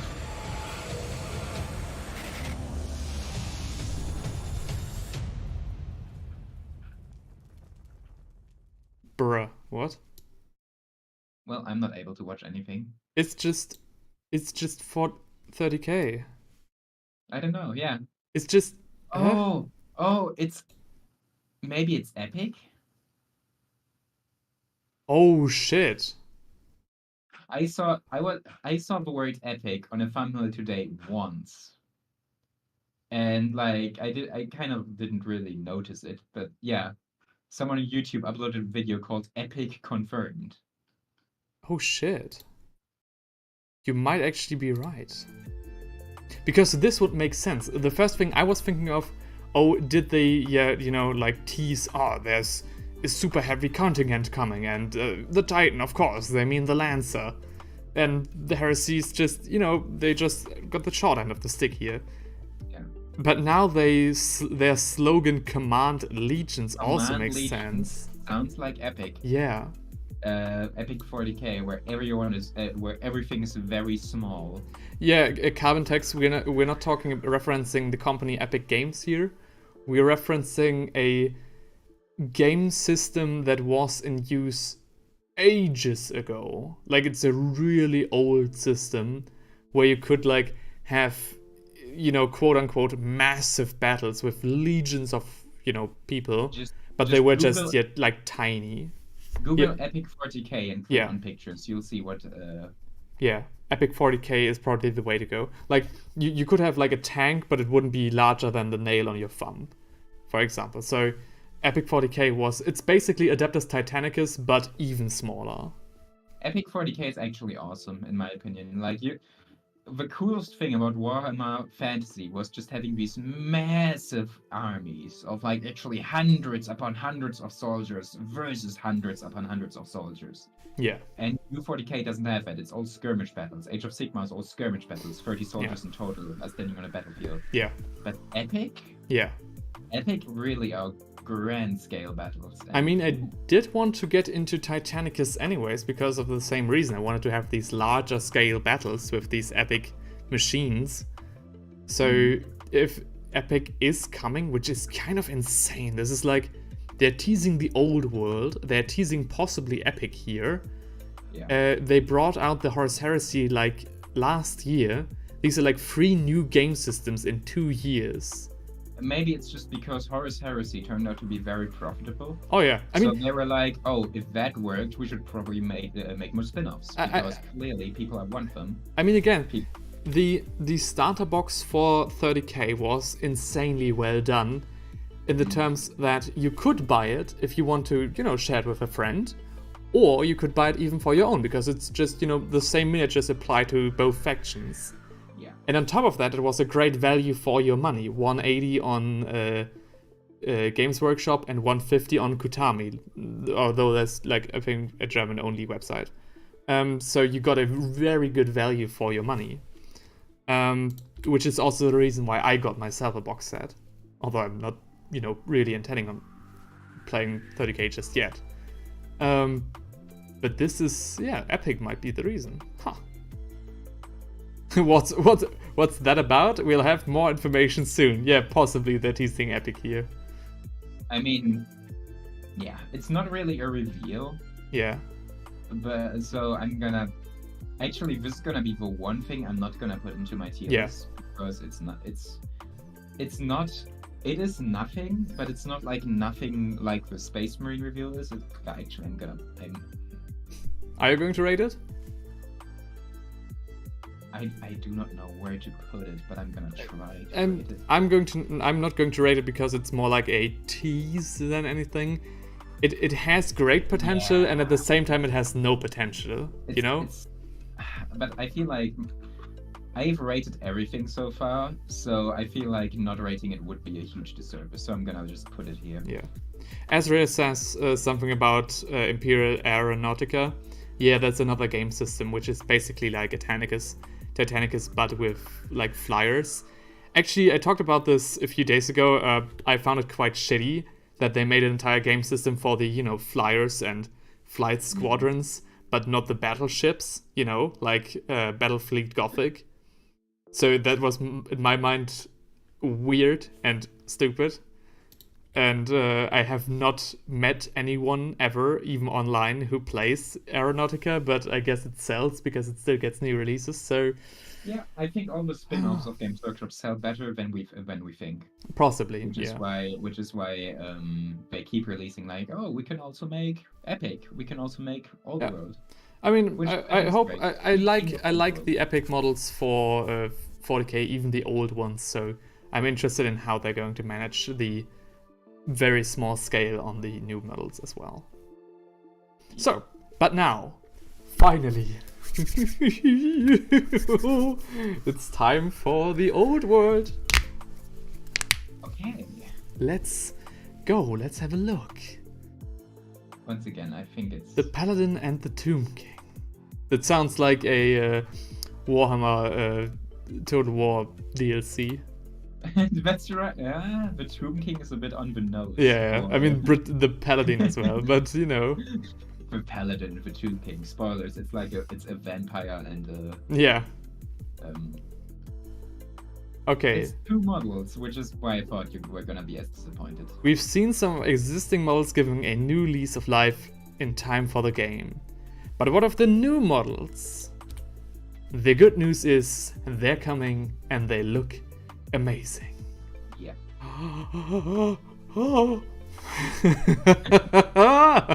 I mean, this is very nostalgic, actually. Oh. I'm actually thinking, oh, this is actually making me kind of nostalgic. This is great. Oh, damn. Honestly, I'm not disappointed at all. Really? That's Yeah. nice. I, of course, hope that they would say something like, oh, in 6 months' time you can get your first starter set. But of course, that's not going to happen. Yeah. But seeing this fresh Tomb King... And they look good, too. they look amazing. Fresh Tomb Kings, you're right. Tomb Kings didn't get... Actually, Tomb Kings were one of the newer armies. Yeah, of the newer armies, but their range didn't really get refreshed. Ever. I think they didn't even get a 9th edition book. I mean, nobody got, but... Oh, no, they got one for the 8th edition, but still. I have to say, though, painting this model, the Tomb King... Yeah. Ooh, that's difficult. So this one is not going to be a speed paint. So even if I would get it, I don't think I could speed paint this guy. Yeah. Some miniatures in the range from Games Workshop are just impossible to speed paint, and this Tomb King is one of them. But holy shit, that they did a good job, and the sculptors as well. I'm a bit confused about what part of his body is bone and which one is flesh, because if you look at his ribcage, yeah, that's 50-50 bone and flesh. What happened there? I mean, the flesh is supposed to be over the ribcage still. And Maybe it's not actually flesh; it's like clay. I think or it. Something? I think it is still flesh. No, I think it still is flesh, especially considering the face and everything. I just think that the rib cage, under your rib cage, you don't have, over your stomach, you don't have bones. So I think that's why the hole is there. But some muscles, I don't know. The spine in the middle is sick, yeah. Especially, that's something I said about the miniatures for Cursed City.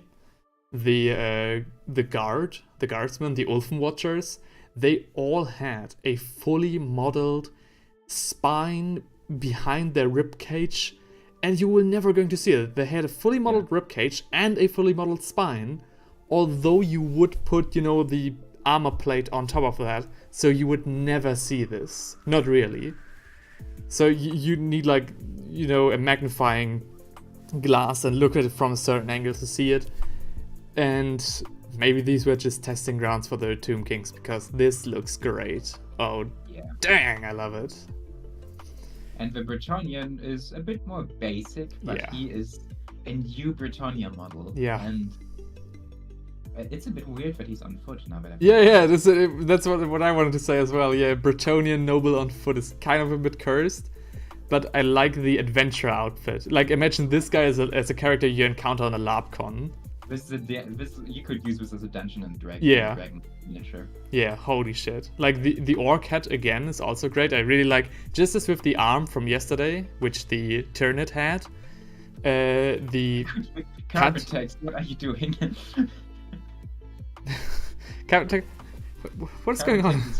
Shitting over all these models. Yeah. I mean that literally. Like, there's something going around on the internet. I don't know if you've heard about this, where people put figurines in a jar, and this guy just shits on them. Like, what is going on, man?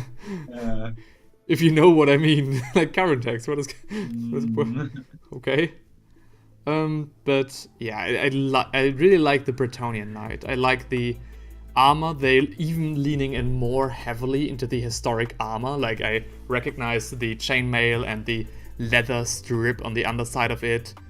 Like, I could possibly replicate this armor 1-to-1 without much difficulty. And this combined with the, with his backpack and all the things that he has. Like, he has, I think it's a small grail. He has its prayer book. He has a flask. I think this is another sword, another weapon on his back. So, this is... I think it's a relic. Yeah, possibly. Oh, it's just a scabbard. It's just a scabbard. Oh, yeah. Or, yeah, you're right. This the scabbard. But this is an awesome miniature. Both of these are really cool. Also, like, look how cleanly it impales the orc's head. JD says that we're gonna be able to use our old models in the new game.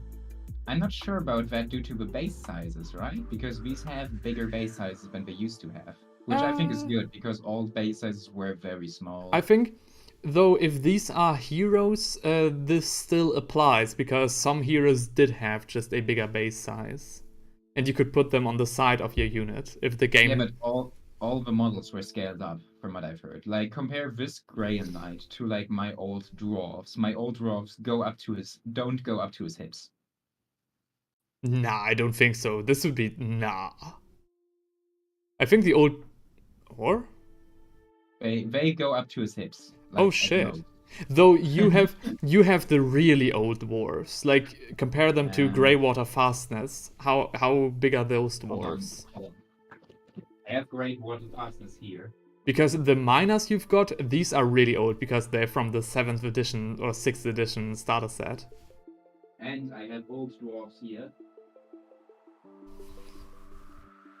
Also, what is that kind of emoji, JD? Greywater Fastness and the old dwarves are actually the same size. But, like, looking at it now, yeah, I think they would go up more to, like, where his belt is. Yeah.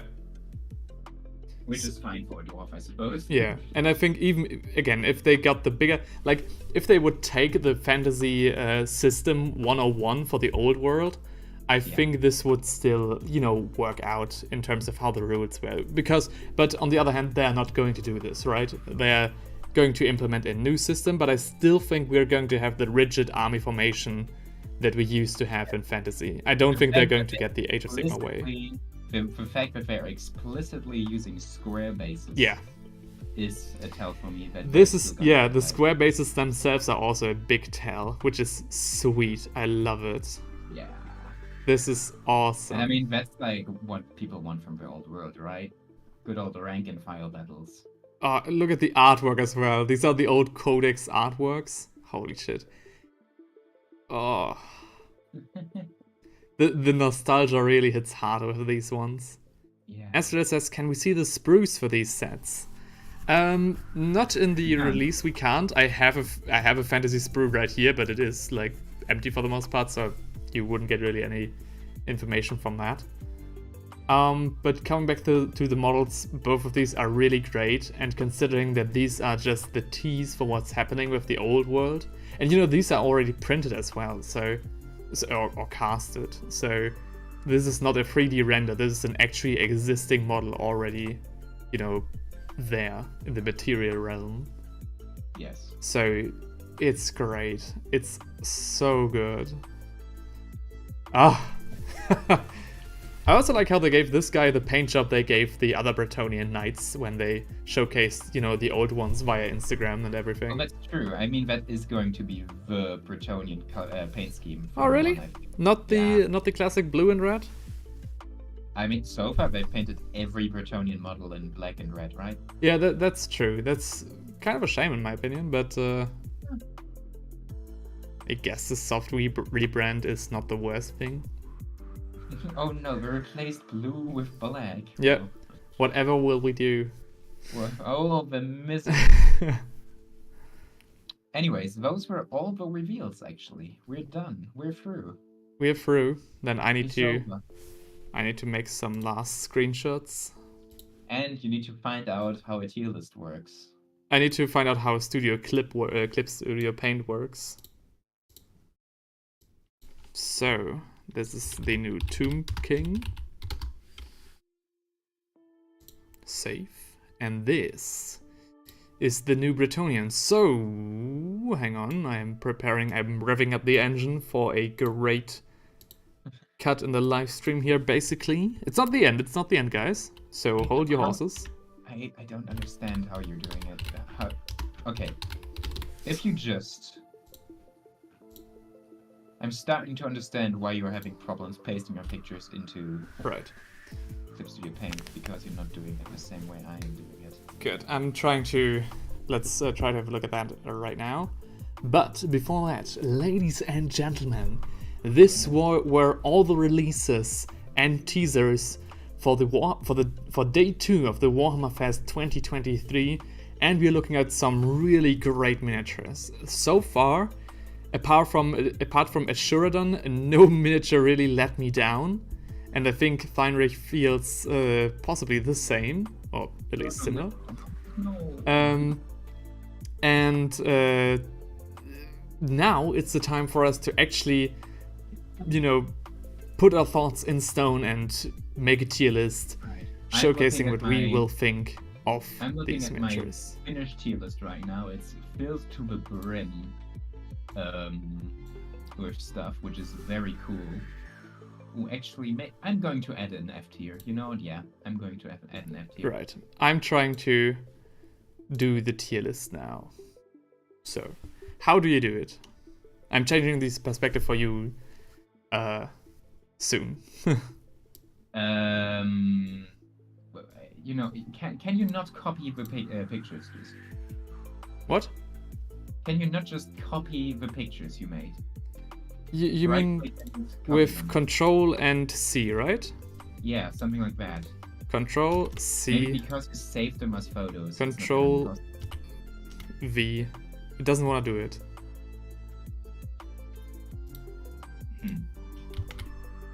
That's Doesn't want to do it.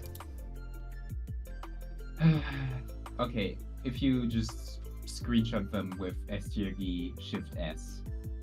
No, Windows Shift S. Windows Shift S. Yeah, click Windows Shift S. Right, hang on. I'm trying to. Where's the... Tier list makers doesn't work for some reason. So Windows S. The way I did it, I just I screenshotted every reveal with Windows Shift S, and then I was just able to paste them into the picture. Oh shit! No, Windows Shift S only screenshots my second monitor, not my main monitor. Hang on, maybe I can just move it over. Oh, you can also screenshot your upper monitor. So, how do I save this? I've never used this, actually. What? Oh, okay, first... Oh, he's screenshotting both monitors. Oh, this is going to be such ass, isn't it? What? I don't understand what you're doing. I've never set this up with Windows Shift S because I'm always using snipping tool. Oh, okay. I've never set this up properly in my... Well, I guess we're doing it just as wonky as yesterday, honestly. No. Okay, let's try something else out. When you drag your pictures into the program, what happens? It does open a new window, right? Hang on. When I drag these are not the Windows Shift S screenshots, but the ones just drag the pictures you saved by the snipping tool into the program. They're overwriting. If you see the roster here, hang on, I'm changing the viewpoint. If you see the roster here, yeah, I'm trying, okay? There's it actually removes the 2 layers from before. Like, now you have like 2 layers, right? Here on the side. But if I drag my picture over there, it actually just overwrites them and makes a new layer. Yeah, no, it creates a new window. Yeah. It creates a new window. Oh yeah. But if you like copy the layer of a new window and paste it into a just fresh thing, what happens then? Oh, it works! Yeah, okay. Okay, right. How do I move this window though? And also just copy the layer and paste it somewhere else into the new fresh. So you're telling me that if I do this, Just copy all the layers and paste them into a new thingy. but how do I? How would I move this picture now? S tier VT. S tier Control T. Yeah. Oh. Right. Okay. Unfortunately, your stream is slightly delayed, which is why. Yeah. But yeah. So if I put these away. So now let's try this with the releases of today. Actually, I'm sorry for the huge delay in the stream, guys. I'm really trying my. I've done this before starting the stream. I thought it was this is this genau. Make sure you put the toilet here at the bottom, right? Okay. Okay. Current text, man, I don't know what's up with the toilets, but you're getting now a 101 tutorial on how to use Clip Studio Paint for making a tier list when Tier Maker lets you down. This is slow class, yes, JD. I'm a teacher. I've been hired as a professor. Yeah. So, what was the first release of today? The Free City Cavalry. Yeah, the freaking Cavalry. So, I put this into Clip Studio Paint, and then I copy it and put it into my tier list. Oh, it works. STRGT, and now it's time to. Can I move this? I can. All right. And now I need to put this into a perfect. All right, guys, we're back in the game. This isn't going to be quite as wonky. The result will actually be quite nice, I guess. Also, do you see in the top left with the tools? Yeah. You see the magic wand. Yeah. I mean, you're not gonna need it. Yeah, here. If you use that to click on like the gray space on the picture, it will select all the gray. Yeah, I don't need this here for this. Okay. And then you can remove it. SAG. Right. So. The Cavalry. Carbon text already says S tier. I put them into the very top of A tier, so he's close. Yeah. I would say. Yes, you have to. They definitely are a contender for S tier. I'm not actually quite sure what I put into S tier yet, so for me, everything that's a contender for S tier will land in the A tier for now. Yes. There's only gonna be one S tier per day. Yeah. I actually combined both of my tier lists together. Oh, right. Yeah. So the next one was the Nurgle Knight, right? The Nurgle Harbinger, yes. I put them right next to the free guilds actually in A tier. So if I take this. No, what can I? Yeah. You have. Oh, right. Okay, I need to. Okay, right. So if I take this, put this in here, nice. We get a new. This is going to be, technically speaking, this is also wonky as shit, but it works. It's way better than yesterday, bro. It is. Right, the Knight of Nurgle, the Harbinger, is also going to be a contender for S tier.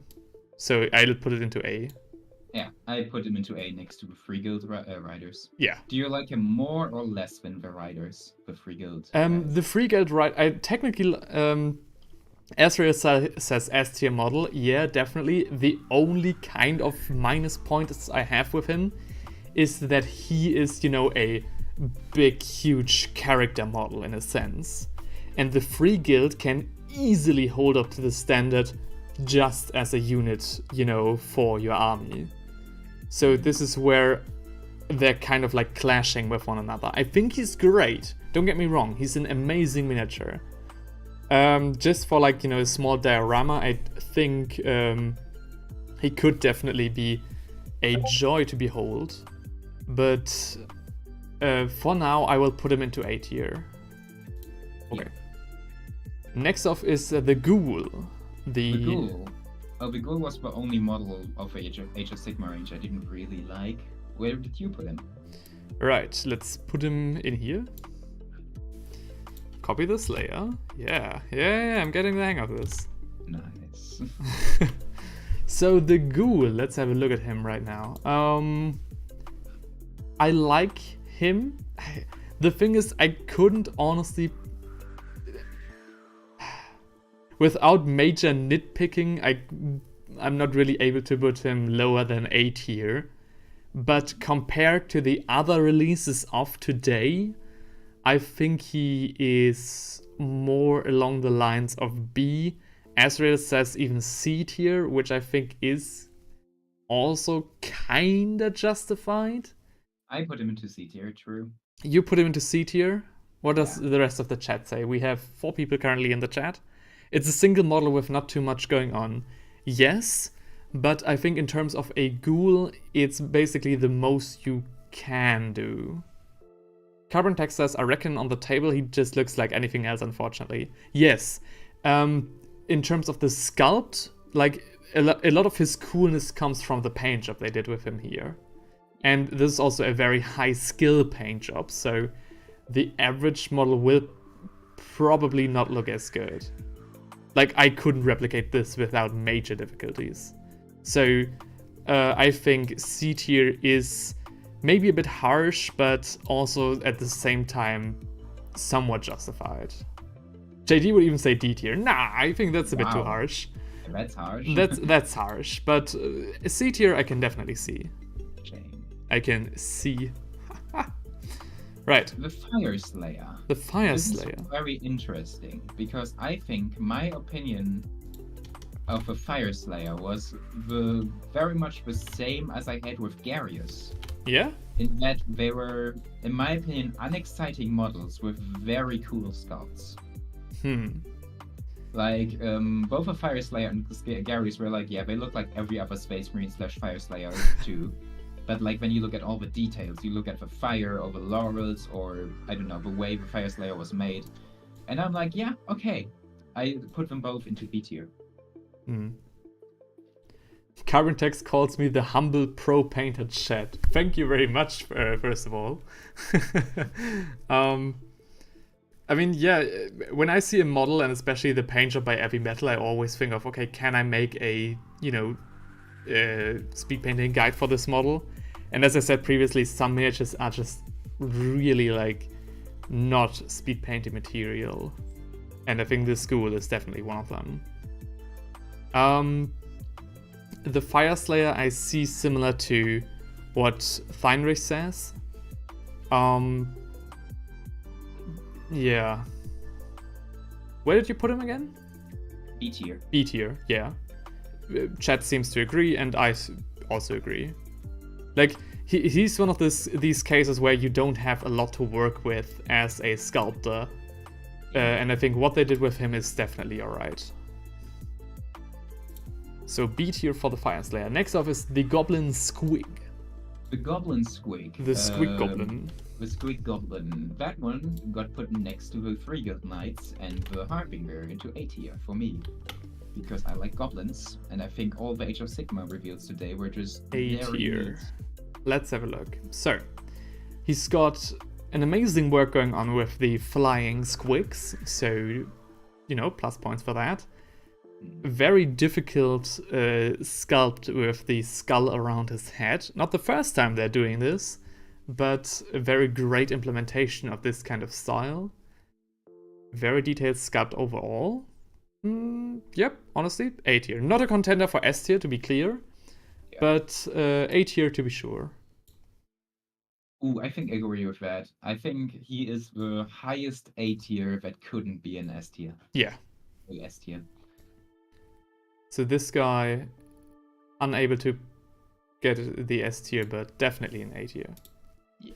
Right. Still good for Goblin. It looks great for day 2 of Warhammer Fest so far, so Interesting. Next up is the big pig. The big pig, the Maw Grunta. The Maw Grunta. The Maw Grunta. So, where did you put him? I already can kind of guess.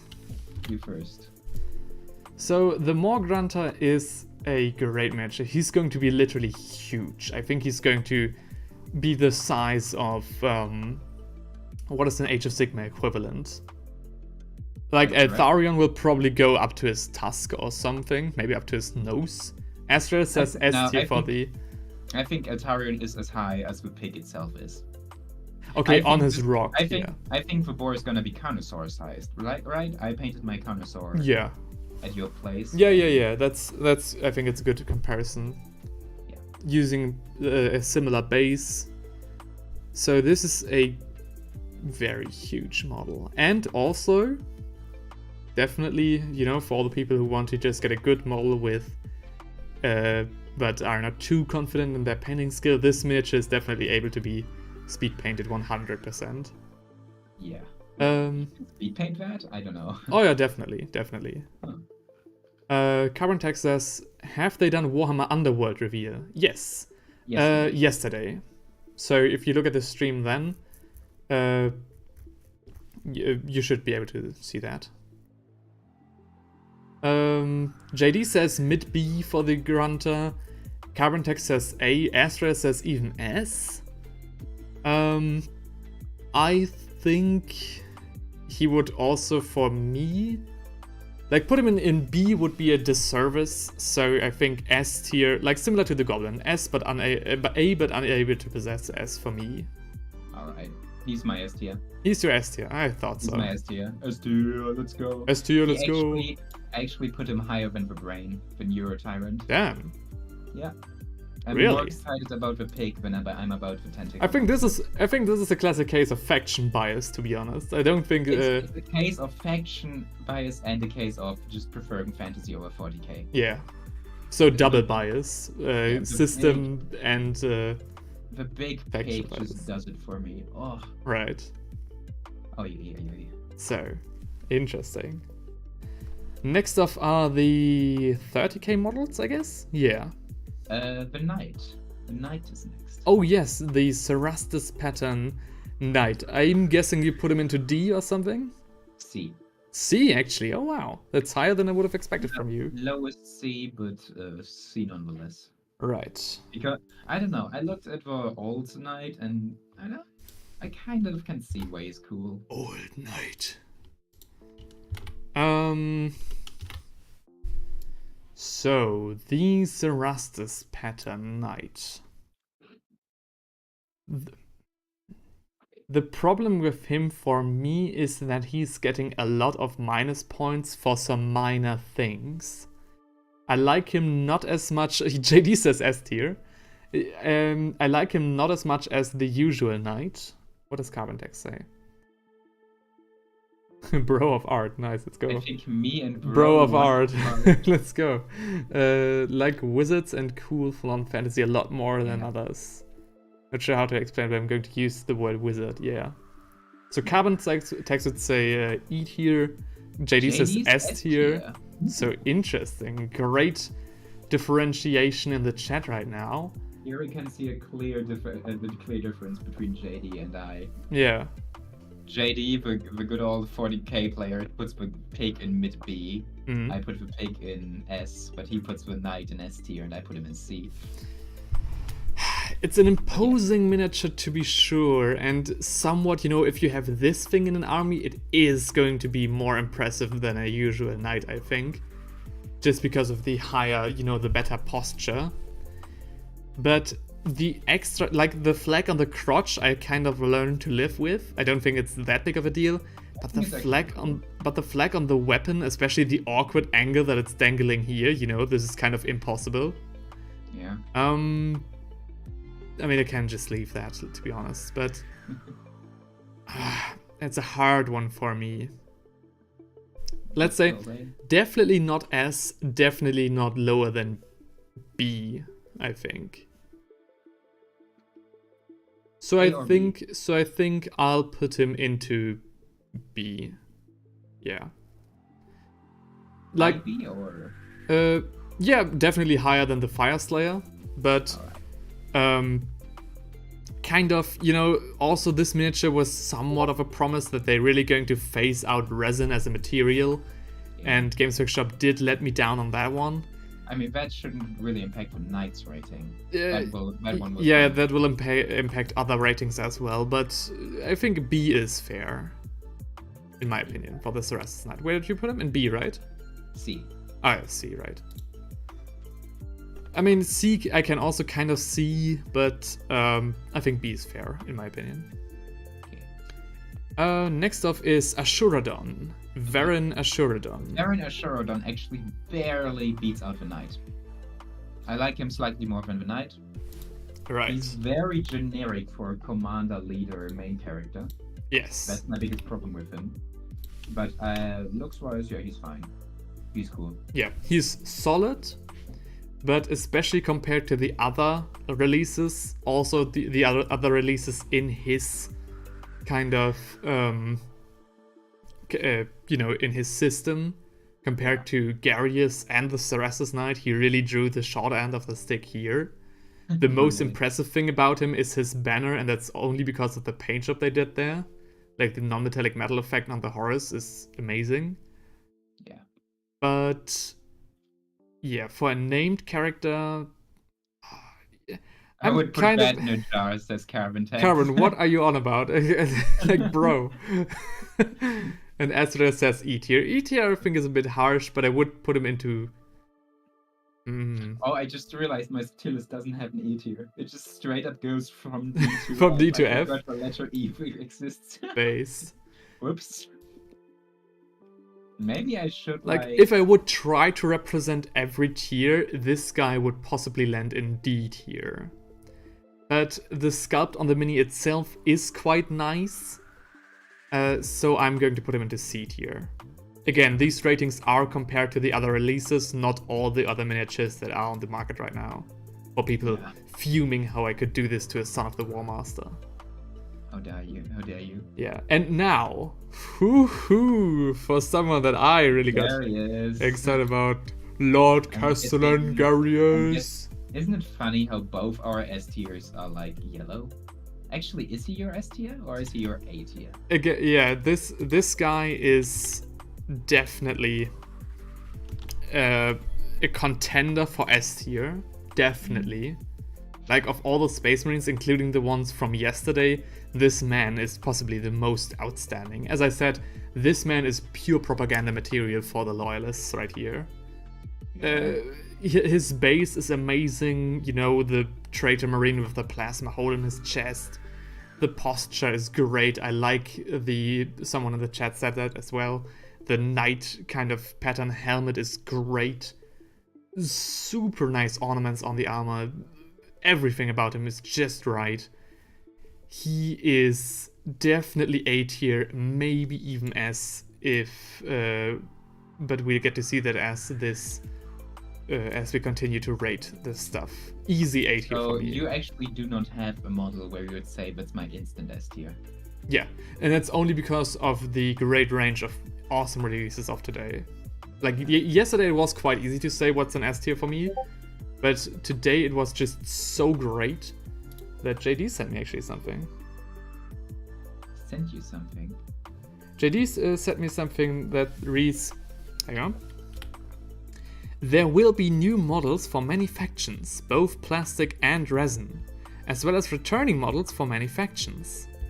Every 8th edition Warhammer Fantasy army will be playable, with our ongoing focus on the featured and old world armies. So this is regarding the old world. Oh. Interesting. Right. Oh, so they're going to split the old world as well in plastic and in resin. I mean, okay, whatever. This is not great news. I'm, of course, mainly focusing on the fact that every old world faction is going to be playable, which, I mean, was to be expected somewhat. Let's see how this turns out to be. But moving on with our rating. Thanks for that, JD, by the way. Moving on with our rating. Who comes next? After Garrius comes the roadmap. The roadmap, yes! Ah, that's roadmap. something that's easy, yeah. I literally called it not the path ahead, I called it the path in the trash. And Path to get carbon tags, doing the things he does. and in the trash it belongs. So Yeah. the path ahead roadmap is absolutely enraging. I love that. What is going on here? All right, I love that they do, tease a new Primarch and everything, But but also, like, they show 2 new models, and they're obviously, like, still only in their blender stage. What Yeah. are you doing? Yeah, in a rough Blender stage as well from the screenshots. Like, these were straight up screenshots. Yeah. But the roadmap itself is just an affront, in my opinion. In the think, jar. So like, okay, if it was only like, oh, some models are going to be made of resin, that would be kind of like, okay, that sucks. But the fact that they're explicitly like, oh, you see these 2 models you just got really excited about, and those are gonna be made of resins, resin, and the new Primarch they're gonna be released is also gonna be made of resin. That's just that takes the cake. I like the one thing that I love about the roadmap is that they explicitly tease that a new Primarch, model is going to come this autumn, I think.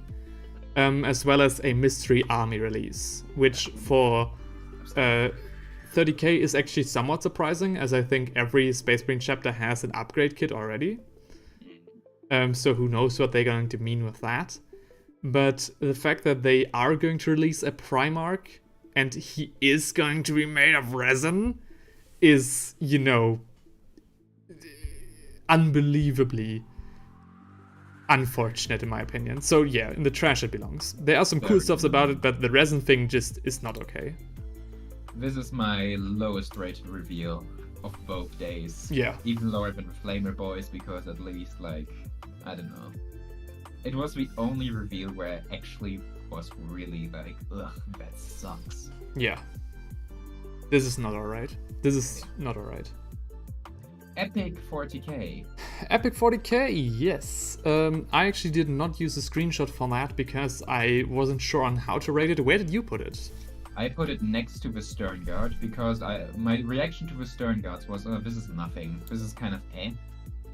And like the teaser is nothing yet, but it has potential to get better, obviously. But for now, it's only D tier. Yeah, now it's so kind of like, yeah, it's just a teaser, whatever. Yeah. So if I would have taken a screenshot, you would see the Epic 40k teaser here in D tier. Because, the potential is there, but the execution, might be a bit tricky. The reason it's only D for me is just because they haven't shown anything. It's nothing. So also, you have to think about one thing I just thought about is the Aeronautica again. So they might tease Epic, and then they see, it's not selling that well, and then you have like a handful of minis for Epic 40k. Yeah. Which would be unfortunate. Epic Fantasy also exists, by the way, which is insane that they managed to get these spearmen to like this size. But yeah. Yes. So, next off, it's Old World already next? Tomb King, yes. Yes. We're on the last 2 reveals, the last 2 minis. The Tomb King and the Breton. The Tomb King and the Breton. Or the Tomb King and the Paladin, as you called it. Yeah. This is fascinating. He definitely is easily A tier. Yes. I put both reveals into A tier. Yes. I like the Tomb Kings more than the Paladin. Yeah. In fact, my order is Tomb King, then the Neurogans, and then the Paladin. So they're kind of separated by them. So we can, because we are so alike in this rating, I'll put the Breton also right now into A tier without, justifying anymore about. But keep on talking. Sorry. No, that's everything I was about to say. Oh, where's the Breton? I lost his picture. Ah, there he is. The Bretonian Knight, ladies and gentlemen. I tell us there's a German overlord. The chat itself is making itself self-governed again. So, now it comes basically to the S tier. Yes. My S tier. Your S tier. Now, I have the contenders for me are the Free Guild Cavalry, the Knight of Nurgle, and here Lord Castellan Garrius, and the Old World releases, both of them. So, the Knight Cavalry is possibly the coolest cavalry for Age of Sigmar. I'm pretty confident in saying this. Especially also that they are, a new faction with a completely new branding. So that would be my reason to put them into S tier. Especially also considering that they are, a somewhat regular unit with the detail level of a major character is insane. The Knight of Nurgle is fairly self-explanatory. He's just a great character model. Lord Castellan Garrius is absolutely stunning for a Horus Heresy model. I really like him. And of course the fantasy reveal itself, because of everything. range refresh, system refresh, lovely. And So what are you gonna rate? Yeah, I think my S tier for today is going to be the Tomb King and the Bretonnian.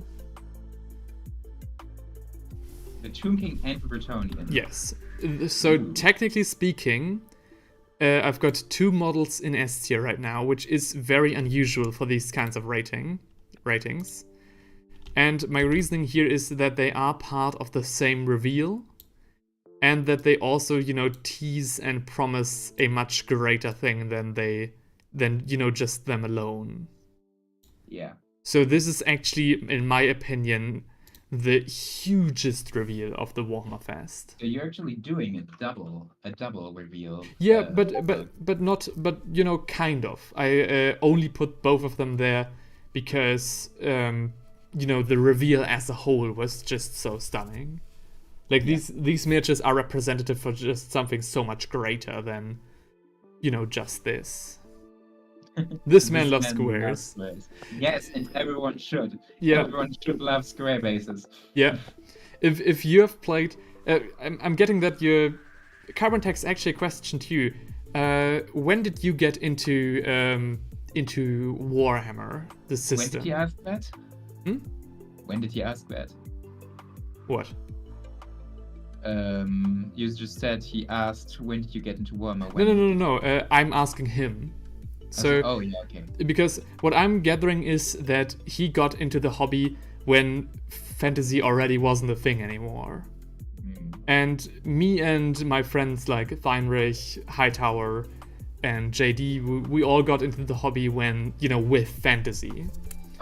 And Warhammer Fantasy was an amazing game in some regard. We played it like really cringy boys, and that's because we were like 14 when we started it.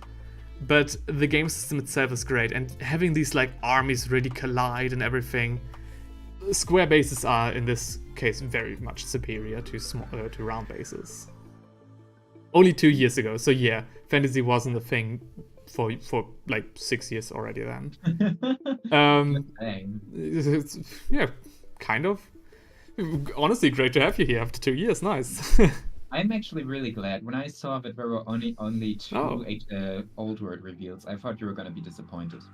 Nah. Because, I kind of came in expecting a starter box or something, and nothing like that happened.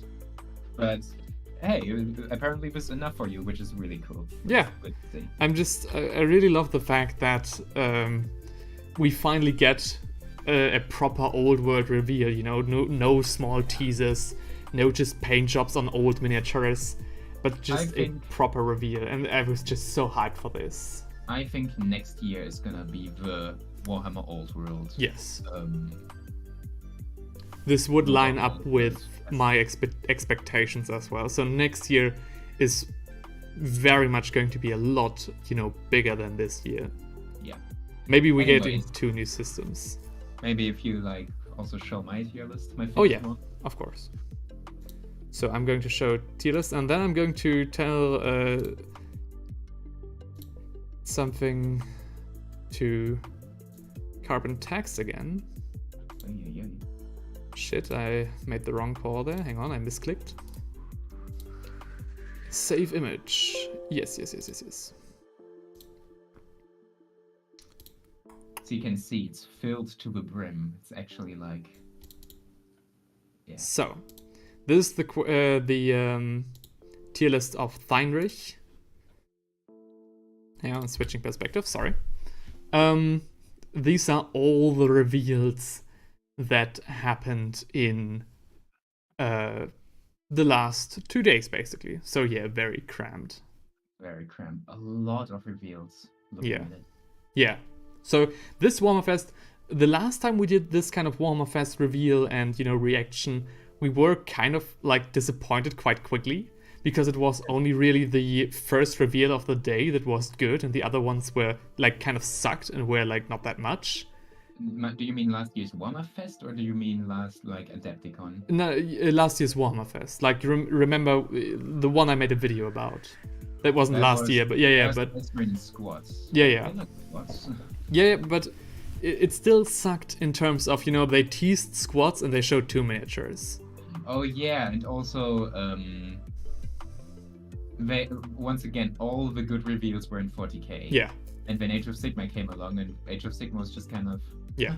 So they didn't really, show that much. And again, as I said, when you had like Warhammer Fest back then, you clicked on the first reveal, which was the greatest thing you've ever seen. Like the Chaos reveal back then. It was great. So many miniatures, so many good miniatures. Yeah. And then you clicked on the second reveal of the day, and then end of story, there's nothing more. Last year was kind of an Age of Darkness. Yeah, last year was more like heavily focused on the Horus Heresy and so on, but this year we really got a lot of miniatures and really all of them are really good. Yeah. So yeah, I already added like a little legend for how to interpret all the things. Yeah. The S tier models are like models I really want to have. The A tier are just models that would be very cool to have, and but B tier are like okay. My S tier would probably be a lot, more filled if I actually, said okay, every model that looks great and that I would like to have gets into S tier, but I'm only really trying to focus myself down on one miniature, and that are the ones from the old world. Also because of what they are promising. So yeah, my favorite reviews were the Brain, the Neuro Tyrant, the Big Pig, the Maw Grunta, or what's what? Maw Crusher. Maw Grunta. And the 3 Guild Knights, because they also were very well sculpted. Yeah. And my least favorite reviews were just basic, boring Space Marines with nothing exciting going on. Yeah. And roadmap, which... Yeah. We agree probably on. Yeah, definitely. Get Off the Road could be a potential S. That's I underrated is, but we kind of underrated Get Off the Road. You're not wrong in saying this, but it also is, as we explained it yesterday, more Golden Demon bait, kind of a diorama. It doesn't really expand the range of a lot of the rings. It just adds a nice diorama as a collectible. So Get Off the Road's biggest weakness for me is just that it's Lord of the Rings themed, and I don't own anything Lord of the Rings themed, so yeah. Yeah, and my biggest weakness is that it actually is, apart from being a great model, which is funny because this is a model channel, but apart from being a great miniature, it's actually nothing. Like, it doesn't expand on the range. The Lord of the Rings players actually got nothing out of this fest except for a nice collectible, and that kind of sucks. That's true. Anyways, that's it for me. I'm gonna leave now. Yeah. Once again, I'm getting hungry. Yeah. Then I guess I catch you later then? Yes, but thanks for having me again on the stream. I'm excited for next time, which might not be to tomorrow, because I'm not sure if I care enough about tomorrow to come get on stream. Yeah. But, That's alright. I mean, tomorrow is just Necromunda, and actually no one really cared for Necromunda in the poll that I did, so I'm probably just going to do a quick single show then, and possibly a hobby hangout where I paint some stuff. Alright. Bye. Bye-bye. So, that's it for Theinrich. But I still want to hang out just a short little while in case anyone has any questions, and especially because I wanted to... Hang on, Alright. And especially because I wanted to say something to Carbon Tax. So he said he got himself some Skaven when he was a fantasy, started buying into the whole thing. And that's actually funny because my first fantasy box was Battle on the Blood Isle, I think it's called in English. It's like Schlacht auf der Blutinsel in Deutsch. And my friend who got himself the Skaven also never played, which is somewhat sad. Like, we had like one short battle lasting for like 2 hours max, and one with his Drukhari, but that's it. So that's apparently in theme for Skaven players to get themselves the army and then just not play it.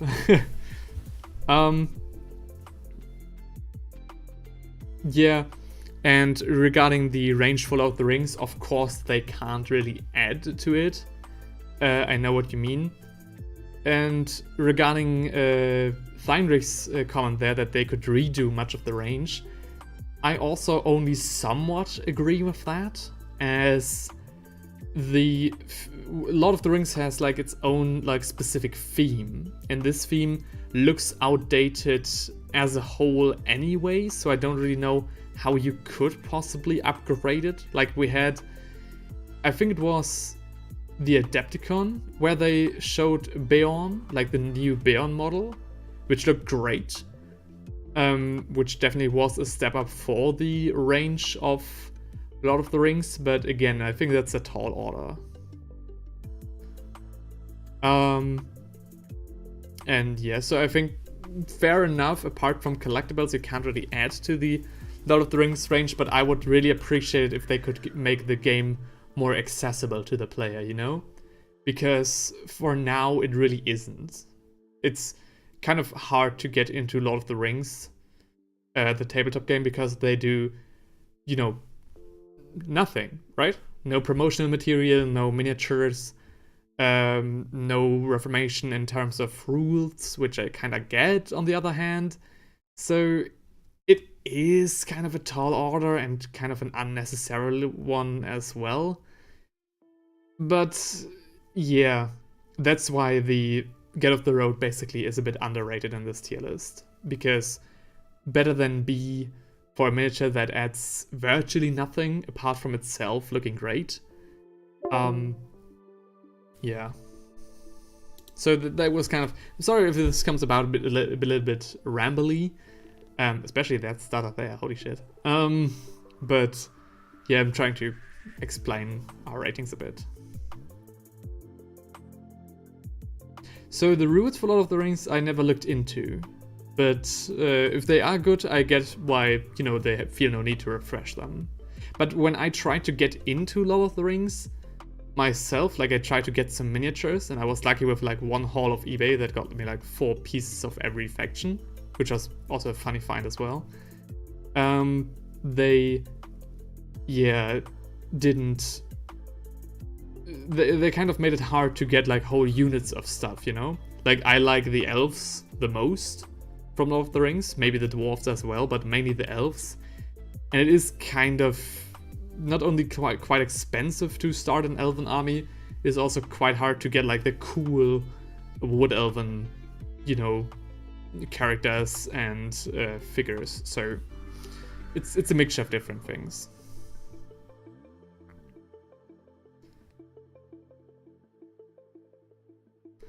Interesting, I might have a look into that, but I'm probably not gonna start a Lord of the Rings army.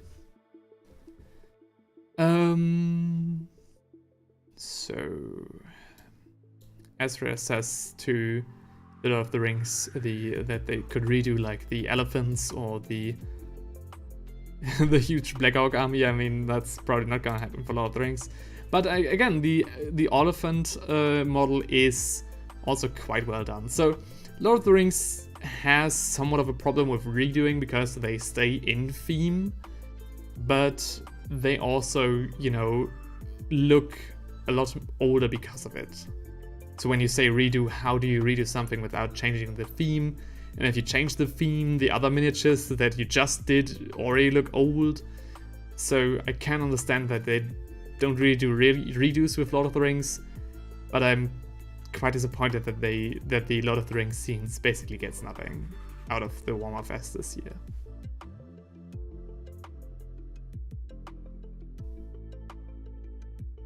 Yeah, you can't get... Carpentex says, yeah, you can't get anything cool. You just have to get the field box and the Osgiliath box. Yeah, that's basically what I took away from it. And then you hope your girlfriend plays with you. Any painting tutorials planned? The next tutorial, I kind of got a new tutorial in the pipeline. It's not really useful to show off the miniatures that I've got behind me right now. Whoop, other way. Whoop, also no. Yep. Hello. So I've got a few models with me right now that I'm currently painting, and it's not going to be a standard tutorial. It's more of an eBay rescue. Like if you watch my last video, I already teased this. But it also involves kind of a tutorial on how to paint Dark Angel armor and how to... Like, it's a tutorial or many smaller tutorials packed into one bigger eBay rescue miniature painting video. And then there are some other big projects. The next tutorial I have... The next painting tutorial, let's think.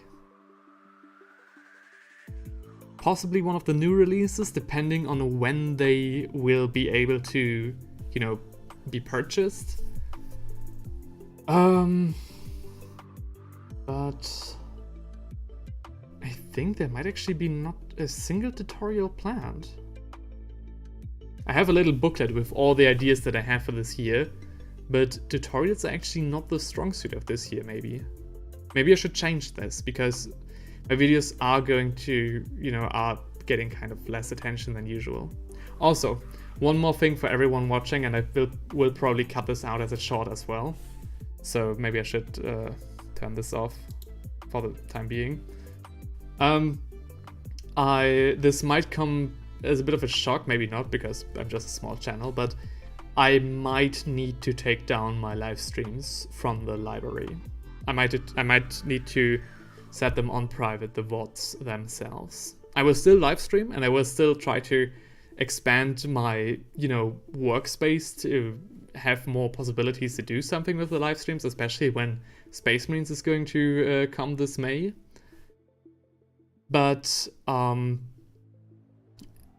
it's kind of affecting, the live streams are kind of affecting my the algorithm negatively in terms of my videos, and I've realized this over the last 4 videos that I did, that they get like a lot less impressions on YouTube.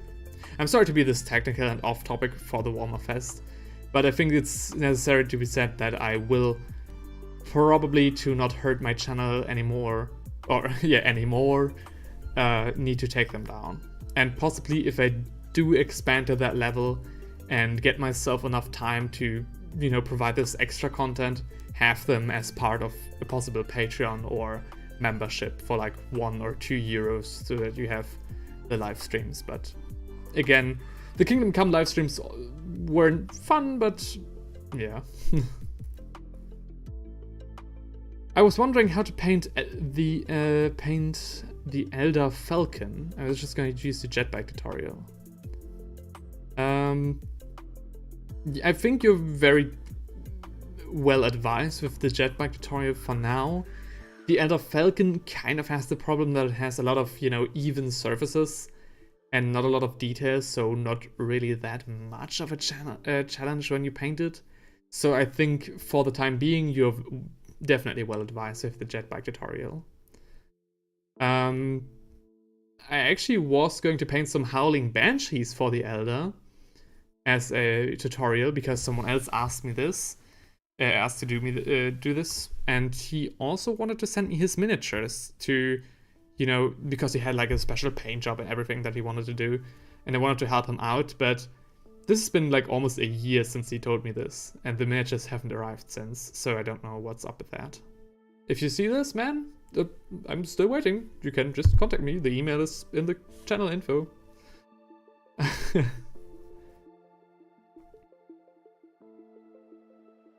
Use tags for your videos. Yeah, I already do this.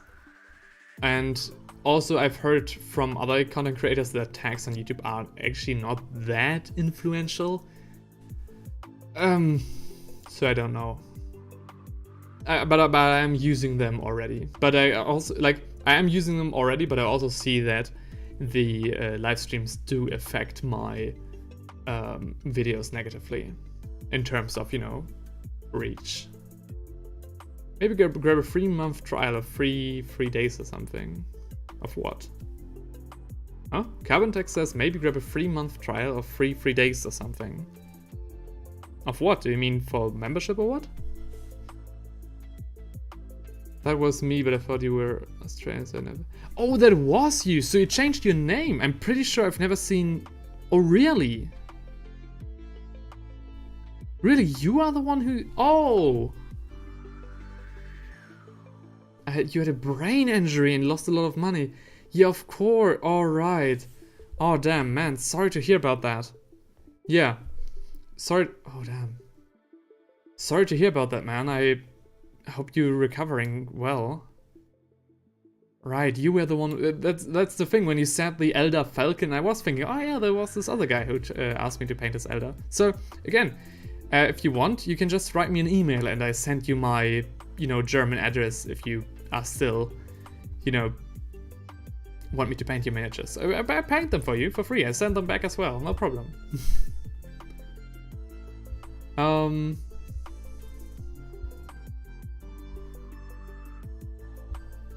So Ezra says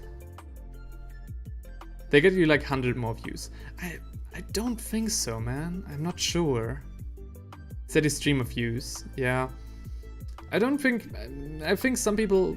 It's kind of half-half. YouTube says it isn't that affecting. Some people say it does affect the videos.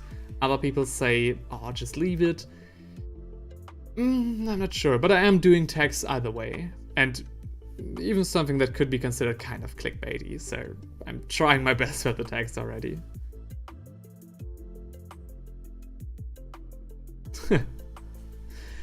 Definitely the coolest models in the Elder range. Yeah, the new Howling Banshees definitely look great. And Giant Tsar as well. I actually have a Giant Tsar on basically cooldown on eBay, which I could paint. But yeah, if you could send me your miniatures with your, you know, paint job already somewhat sketched into that, I could make, you know, I could definitely do something. Just hit me up again on my email or in a community tab or something. But it is 5 AM for you, so yeah, thank you very much for joining, Karen, and I hope to catch you in maybe another live stream or another one of my videos, or maybe in my email folder. Have a good night. Or a good morning, yeah. Yeah, again, great interaction on the in the chat. Thank you very much, guys. You really make this stream feel a lot more alive than I'm used to with most of my streams. And I'm glad for the interaction. Thank you very much.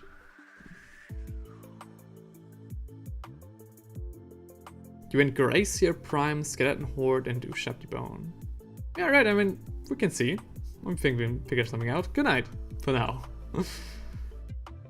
So this pretty much leaves just me and Ezra here, and I think we're in 2.5 hours already. I've just been rambling on for the past like 15 to 20 minutes. Yeah, I hope if I look back at the stream, I don't find the audio to be too bad. This has been a common theme of my streams. But anyway, here is the tier list again for today and Theinrich's tier list of today and yesterday, and I think that's where we're gonna leave it. The tier list for the Warhammer Fest Day 2. Day 3 is probably not going to have so much to offer anymore, considering as it's just Necromunda. Maybe they bait us into it with just dedicating a day to Necromunda. Maybe the release is going to be so huge that the day is actually justified. But I guess we just find out tomorrow. And with that, thank you very much, guys, and until we meet again, bye!